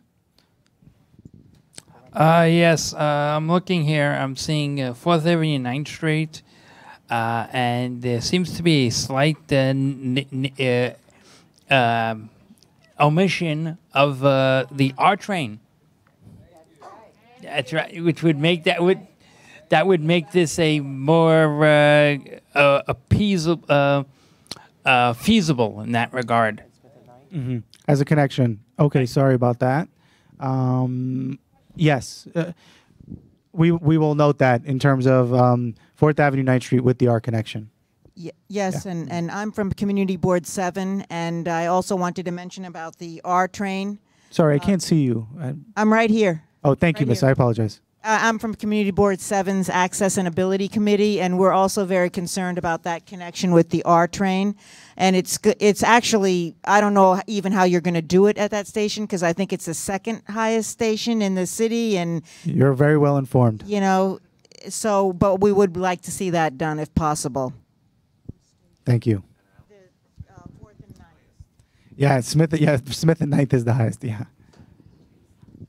All right, we're going to go to our next tranche. Please put your comments on the card. We've got 2 more groups in Brooklyn, I think, or so, and then we got to do some Upper Manhattan stuff. All right, our next group. Our next grouping is the Maspeth group. We've got Grand Street, Montrose Avenue, Morgan Avenue, Jefferson Street. If you can show us these on the map. Right here, you see these are all L stations that are needed for coverage. The nearest station is Myrtle Wyckoff. Any comments on these on the L train? Sure, we have one comment in the middle. We'll take Deborah, and then we'll take the gentleman. Okay, I have my mother grew up right by those stations, as well as I have a lot of families with disabilities who live there. We do need, and I'm going to add it in, we need Lorimer and Metropolitan for the G equally, as well as Grand Street. There is the Eastern District High School is at Grand Street. You have students with disabilities who go there. Also, even though Myrtle Wyckoff has the elevators there, there's a lot of housing developments, and they go to Wyckoff Hospital. So you really have to look at that area too. Got it. Thank you. We'll take one comment in the middle. The gentleman in the middle? No, you're good. Okay. So yeah, as was noted, I mean, Maspeth is probably part of Queens. We should probably call this Bushwick or Bushwick 1. So sorry, a little oversight on our part in terms of where this neighborhood is. There are some folks that really know their geography. It's great. We're going to move on to our next group. Oh, one more comment. I'm sorry. Go ahead. The mic. Apologies for that. Yes, unfortunately, the Myrtle is a big transfer point with the J and the Z, and there's so many people with disabilities who live in that area.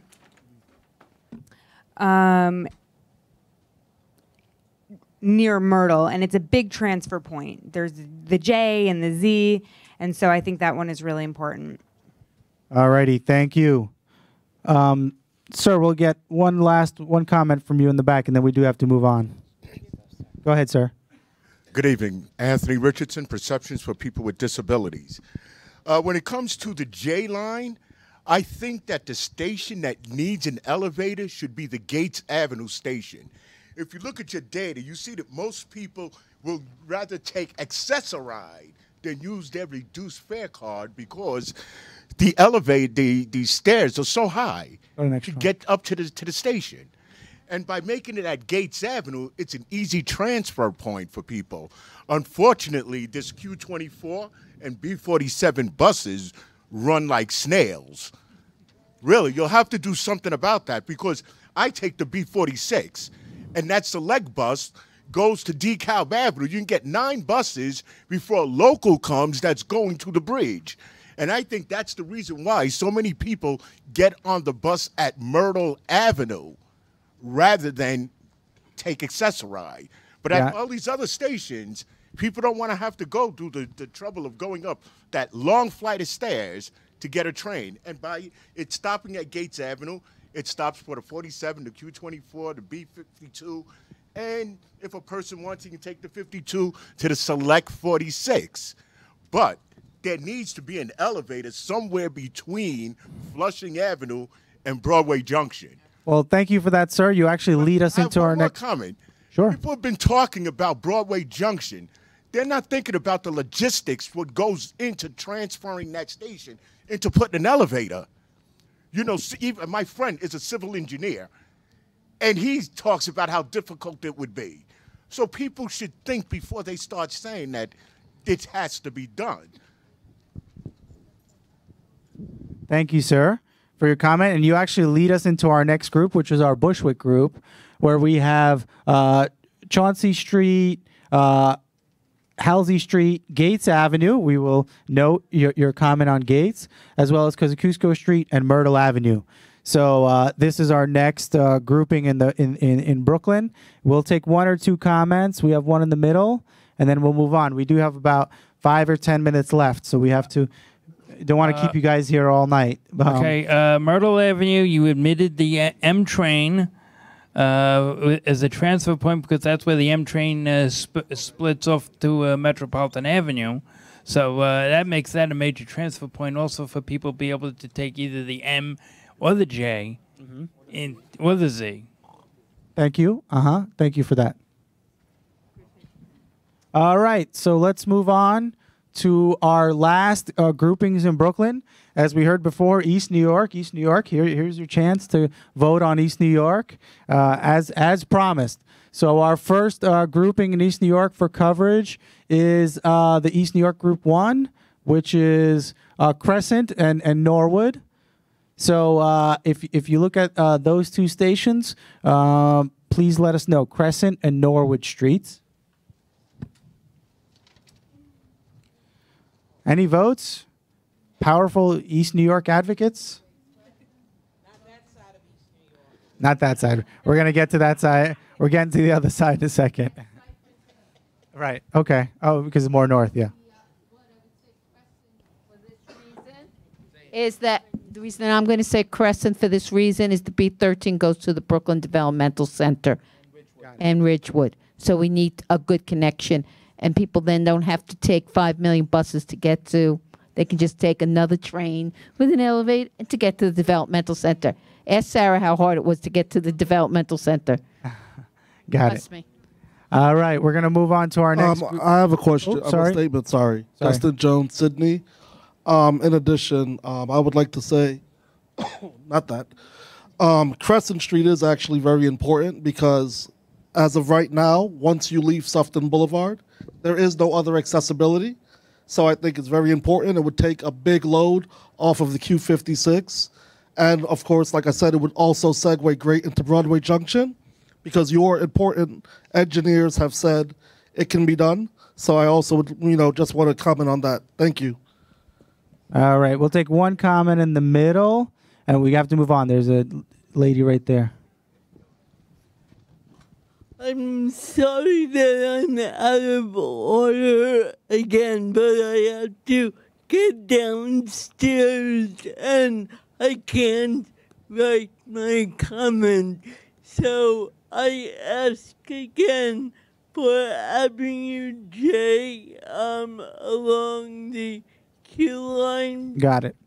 Because it's way too far from Kings Highway to Avenue H. So please have that. Okay. No problem. And by the way, if you do want to write some things down, ask any staff member. They'll be happy to transcribe. But we have your vote down, and you spoke it very clearly. Thank you so much.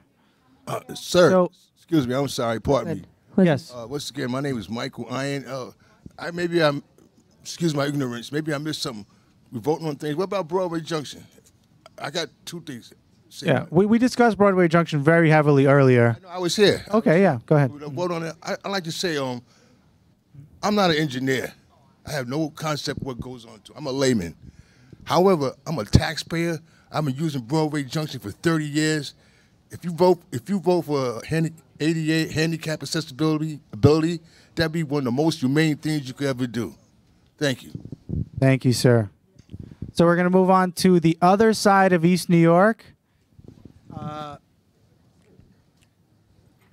We have here Pennsylvania Avenue, Van Sicklen Avenue, New Lots Avenue. Can you take me back to the map? So as you see here, we have already identified, you see Junius has the silver star on it. So we are certainly shooting for Junius. But of these three, obviously New Lots is the terminal and connects to the airport and is important. But all these stations may have local reasons. So please let us know what you think. We have one comment right there in the back. Right there, go ahead. With regards to what you have there on the paper, that is sufficient because I'm one away either which way, but that's not the main reason. I want to ask you a question. On the page where it has Brooklyn coverage groups in lime green all the way down to navy blue East New York, is that the order that's intended for these improvements? No. The order, we're just going north, south, east, and west. None of the coverage areas are in order. It's just the way that we had to pick an order for the presentation. Okay. In terms of them moving forward, they'll be moved forward based on different kinds of reasons. Obviously, if we did all of East New York and Bushwick stations at once, we would really hurt the service there. So we space them out over 5 years based on which ones we're going to close at what time, based on which ones we're doing other work with. The projects will be prioritized in terms of timing based on how they impact service. But here they're just listed for presentation purposes. Okay. We have one comment in the front. Sorry, Chris. Yeah. So I have to vote for all three of these equally. Pennsylvania Avenue, Van Sicklen Avenue, New Lots Avenue, they all need elevators. I mean, really, they really all must have it. And the reason is because, especially with New Lots Avenue should have an elevator because it's a main transportation hub going to the airport from that part of New York. And so, we really should consider thinking larger than just that little area, seeing where people are actually headed towards. So if you catch the bus to the airport from there, then it takes about 40 or 55 minutes from the train station to JFK Airport. But, we're not really, the airport isn't considered here. And so that's why I want to put in my vote in that way. We need to reduce the number of people who have to rely on taxi and car services trying to get to the airport. It's way too far. So, all three stations really need it, but New Lots Avenue in particular really needs it. I mean, people are really relying on taxi services and paratransit services to get all the way over to JFK, and that's just ridiculous. So the B-15 bus going to the airport as well is another big connection point. Got it. Thank you for that. Duly noted. Got it. Absolutely. I mean, we always try to, prioritize terminal stations. I mean, they're important. They connect to a lot of places. So let's move on. I think we're done with our Brooklyn groups. The Brooklyn folks did great. Lots of people know they're Brooklyn. So we are now in Manhattan. So we're going to change over our maps. In Manhattan, we have mostly Upper Manhattan. Some of the lower Manhattan stations we had discussed, they're either part of the L train project, the 14th Street, some of the other ones, Essex Delancey. Most of our coverage gaps are in Upper Manhattan. So we're going to start with Washington Heights Inwood Group. Yes, we'll get you missed in 1 second. So in Washington Heights Inwood Group, you can click. We have, sorry, I can't read. In Washington Heights, we have 191st. We have 181st. We have 168th on the 1. These are all one line stops. 157th and 145th. So we had some comments in the front.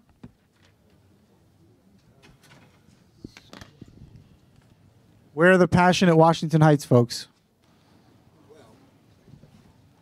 Yes. I think the choice should be 145th.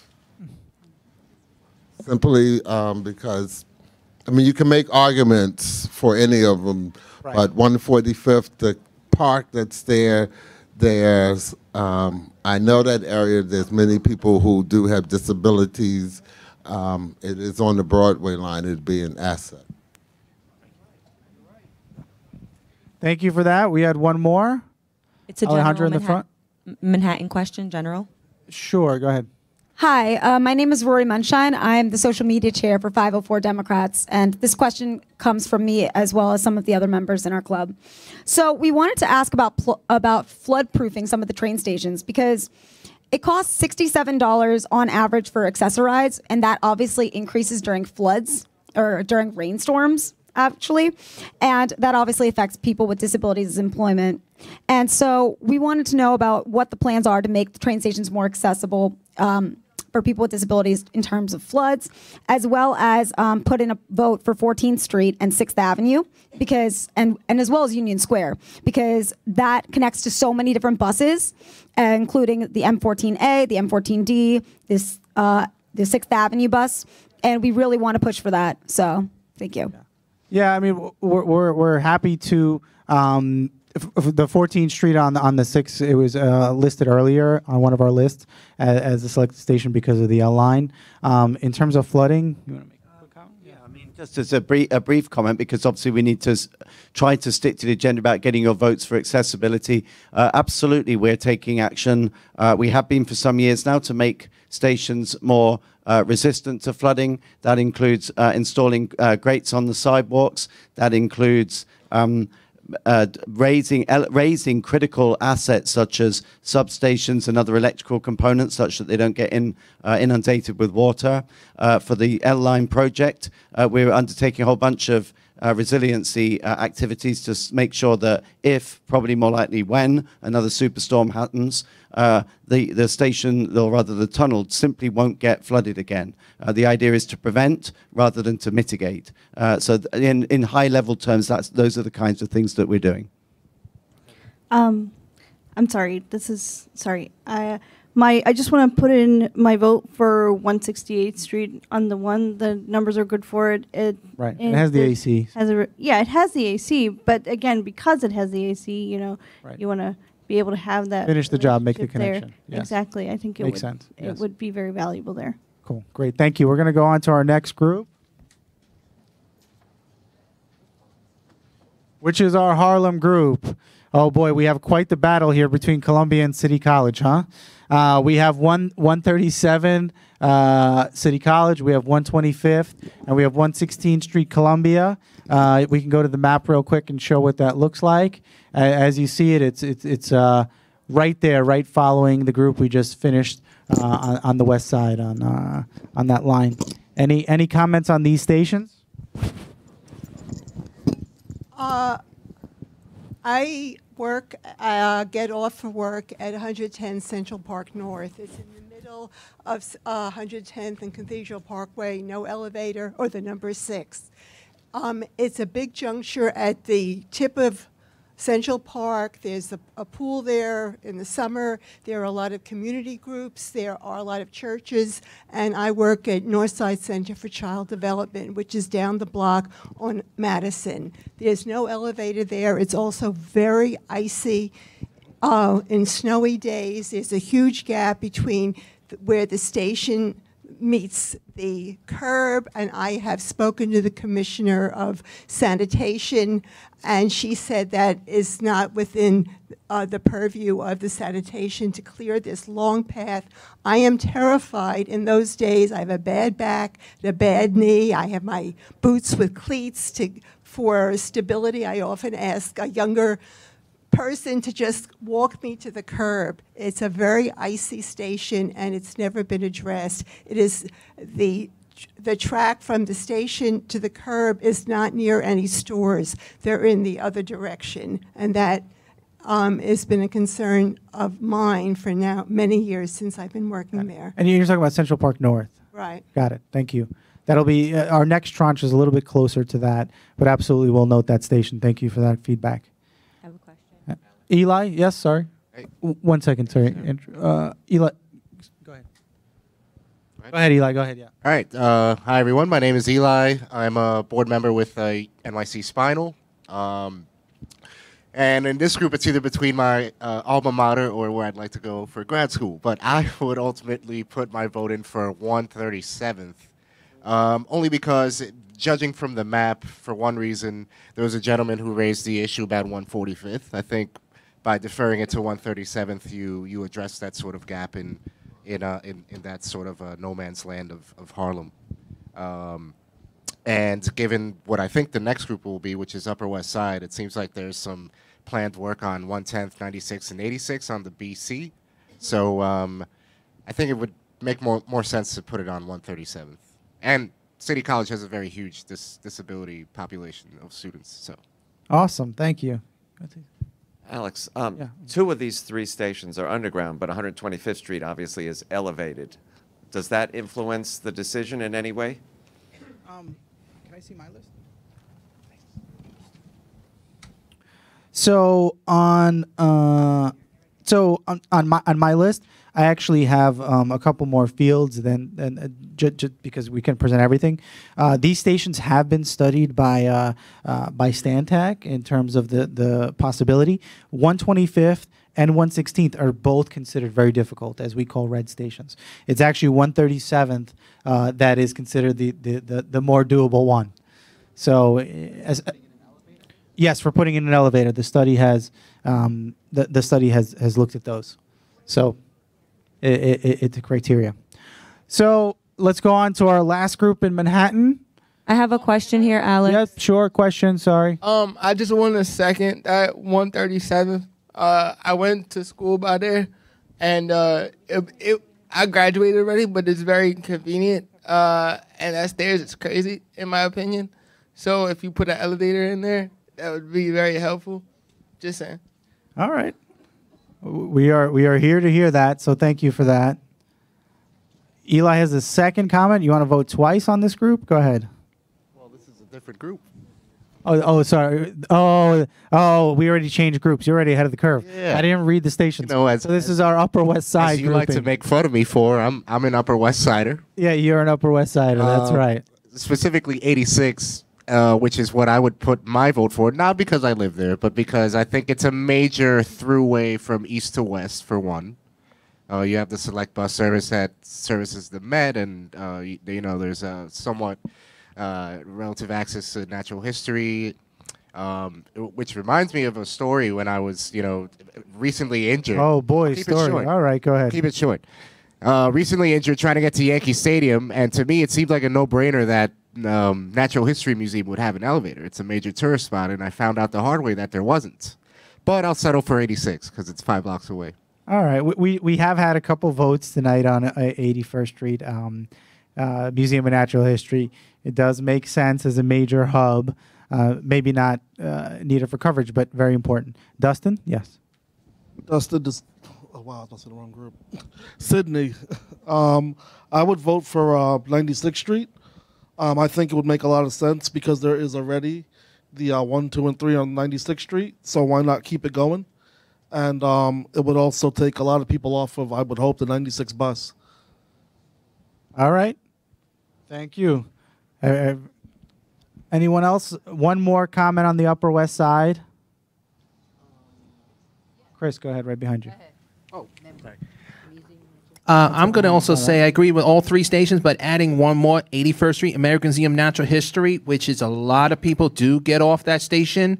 And since the M79 bus does parallel a little bit going to 79th Street, which it does go to a pair, and there's a lot of fancy, not just, there's museums over there, but also I agreed with the other three, but adding also 81st Street, American Museum of Natural History, because they're all 4 stations on that line. You have a lot of accessibility people who need to get more access to those. Right. All right. Thank you for that. We're going to do a last group in Manhattan. You know, we've kind of passed our time a little bit, but we'll stay here and finish up. Anyone that has to go, please write your comment on a card or wherever else. We are more than happy to take it.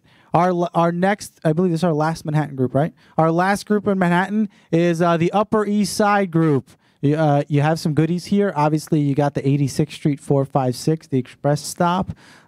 Certainly a big station. But we are open for comments on anything else. Eli, sure. Sarah, we need the mic. Yeah. Yeah. Eli, can we tell that you live in Upper Manhattan? Yeah, I'm born and raised, and I get to stay in the neighborhood too. I just found out. So anyway, 110 is my vote because again, it's a throughway. If you're a wheelchair user like myself, trying to get to the west side, you could get off at 110th and take any of the buses that would take you westward. It would also solve the problem of the 2 and 3 issue with the 110 stop. It would also get me to work faster at times. And I think it would do great to sort of enhance that community of El Barrio and bring a little bit of flair and nice aesthetic to the area. Just my 2 cents. All right. Your 2 cents are welcome tonight. There's a place called the Axis Project nearby. That place. I've heard of it. And my vote, I say 86th Street. Because of the connections, you have the 4, 5, and 6. Again, it's about, I think, about the disability community, but also about moving and connection, and by that being an express stop. And 86th Street is another main, large Upper East Side street. So I think a lot of youth could be gained out of that. Thank you for that, sir. We'll take one last comment on these right here. We'll take 2. I'll get you, sir. 1 second. Go ahead. Okay. So I would also like to put my vote in for 86th Street. And it's not just because I'm an art student, I promise. There's nothing wrong with being an art student. I know, but it's the museum spot. Anyway, just because of the sheer volume of people and the large amount of bus connections that are possible from there, and it also pops you out a block away from the Cross Park bus as well, which is helpful for connecting both sides. Great. Thank you for that. We've noted that. We have one last comment right here in the middle. We got your mic right there for you, sir. Sorry about that. All good. Question. Why I find that the most attractive station in this area is not on this list, and that is 81st Street. You mean on the 6th? Yeah, no, on the we're still on the that Upper was West the Side? grouping before. Oh, on the 6th now. Oh, I'm sorry. It's okay. I'll go back. Can you go back on the map? I'll take a second to describe it. Go back to the map. So because 81st Street, and you can't see it on this map, but I believe it's 2 stations away from 59th Street, right? That's why it's technically not listed, and we had to pick a frame without giving you 350 stations to pick from, because we'd be here till the morning. We had to, frame ourselves within no more than 2 away. But absolutely, there's been a lot of strong feedback for 81st Street, and we'll absolutely consider it. Yeah, because that's a very attractive station for a lot of reasons. Yeah. So if we're done with our Manhattan group, I have a question. Yes, go ahead, Dustin. Sorry. Sorry, Dustin Sydney. I'm going to throw in a vote for all of these stations, pretty much, because there is a large number of people with disabilities who use the 4 and 5 and who live in these neighborhoods. So if you had an elevator on the 6th line, it would actually ease some of that congestion. Plus, on the, I always get confused, Lexington goes down. On 3rd Avenue goes up, And on the 101, there's also a lot of people with disabilities who use that bus line because they can't get to that neighborhood, myself included. Right. So there's a lot of times you have to let several buses go by before you actually get on. So I think any one of these stations would be a really good pick to have accessibility. Yeah, absolutely. And I'll make a quick comment on that. Even if you look at these stations from a ridership rank, 86th Street is the sixth highest ridership in our entire system. 96th Street is 25th ridership rank in our entire system. 110th Street is 85th in terms of ridership rank. So we totally get that these are all super important stations. 1 second. Closing out. I got to use the bathroom. Yeah, thanks. There's one more group left. Oh, yeah. Here we go. Teamwork in action. I'm taking over for this. So we've got one more borough to do. Anyone here from Staten Island? Let's hear it for Staten Island. Okay, right. So we're going to do Staten Island now. There are 3 groups in Staten Island. And I seem to be losing my voice. The first group is the blue group, and that is the Fox Hills group, which you can see at the top there.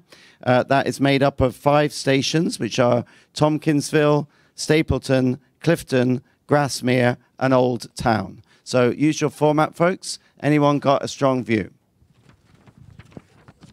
Deborah. Go for it. Okay. Ooh, this I'm really on it. Thank you. Okay. You really need to have at the 2 stops that use the medical center, because even though they're buses, they would like to use the train. So I'm going to say equally Clifton and Tompkinsville because of the hospitals. Okay. Makes a lot of sense.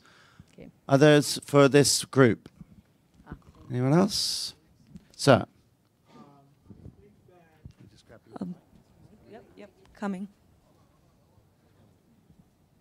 This might be a little too expensive, but I think the tunnel that was started in 1924, connecting Staten Island Rapid Transit to the R line, should be completed.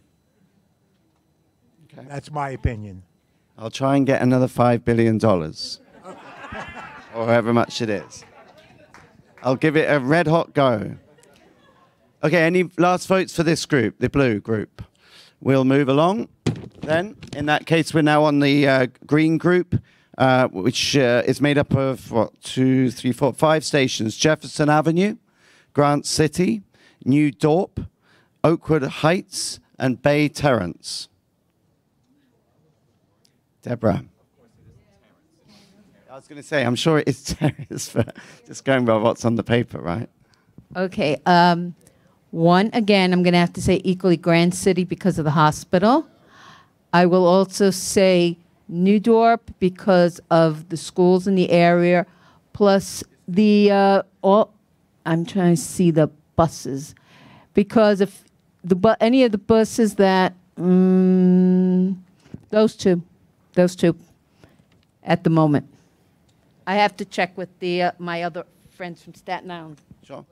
Fill in a card. You can always send it in to us if you need to take time to talk to your buddy. Anyone else on this one? Sir. Yeah. Hi. By the way, my name is Orbit Clanton. I would go with her. The rationale, because we're talking about disability, would be Grant where the hospital is. Okay. We will do the last group then. This is the red group on Staten Island. And we have 4 stations. We've got Annandale, Huguenot, Princes Bay, and Pleasant Plains. Chris. Hi, bye. The one thing there's concern is also not just the mall over there, but I think what Deborah's trying to say is with Staten Island is we have the other Staten Island called the Staten Island, the main source, which is the, help me say, someone say that. The developmental center is over there, and they do pile out between this section and the other section to connections of buses, because as some of your buses are more running in Staten Island, Staten Island Rapid Train is the only train that runs. but we do need, all these stations need to be accessible or looked at as a ramp at some of these stations, because when you get near the last stop, there is a new mall over there, and to connect that train to a bus to the mall, to two malls, a lot of people are, it's like you have to challenge yourself there, and we need to work on that. It's been very desert over there, and we have a lot of people with disabilities. The group homes are over there, and senior centers, so we really need to work on that. Again, as part of the survey, we are looking at things like ramps. It's not all about elevators. If a ramp can go in at the right gradient, that's an option. So on this group then, do we have any more calls? Last calls for this group: Annandale, Huguenot, Princess Bay, Pleasant Plains. You agree with Chris. There you go. No family disputes tonight. That's right. There you go. All righty, so I think we're done. I might just make a closing comment. Yeah, good job. Give yourselves a round of applause. So I just want to make a closing comment. First of all, again, to thank Alex and the team. Fantastic job. These things don't just happen. They take time to set up. So to everyone who's helped out today, to the wonderful people who will be providing the Accessoride services tonight, a big thank you. Yeah, absolutely. To our signers, amazing. You guys always amaze me at how you do what you do. And most of all, though, to you. To you for participating. We will act on your feedback, right? This is immensely powerful. We will add this to feedback we already have. Transit Centre did their piece. There's been various other bits of feedback. This is incredibly powerful, and this certainly gives power to my elbow to now go into bat for you, to go into battle for you up in Albany to get the money. So big thank you. I'll leave the very last word, though, to my good friend Alex. I just want to echo Andy's comments. I mean, it's great to have you all here today. Obviously, it was a long meeting, a lot of material, but we wanted to make it meaningful. We did overflow you with information, but turns out you guys still know more than we do, so who knew? Look, this is really what the change is about, engaging you all, letting you into the decision-making process, hearing from you, knowing what you know. And like I said, we want meetings like this that are positive, that change the conversation, to be the new tone. And obviously, we need all of you to reach out to your elected officials and keep pushing. So thank you all again, and it's an honor and privilege to serve all you. Thank you. Good night. Get home safe. And all your Accessoride vehicles are here. They didn't send them home. Yes, just leave your comment cards, and I'll be up here for a few minutes if anybody else wants to speak.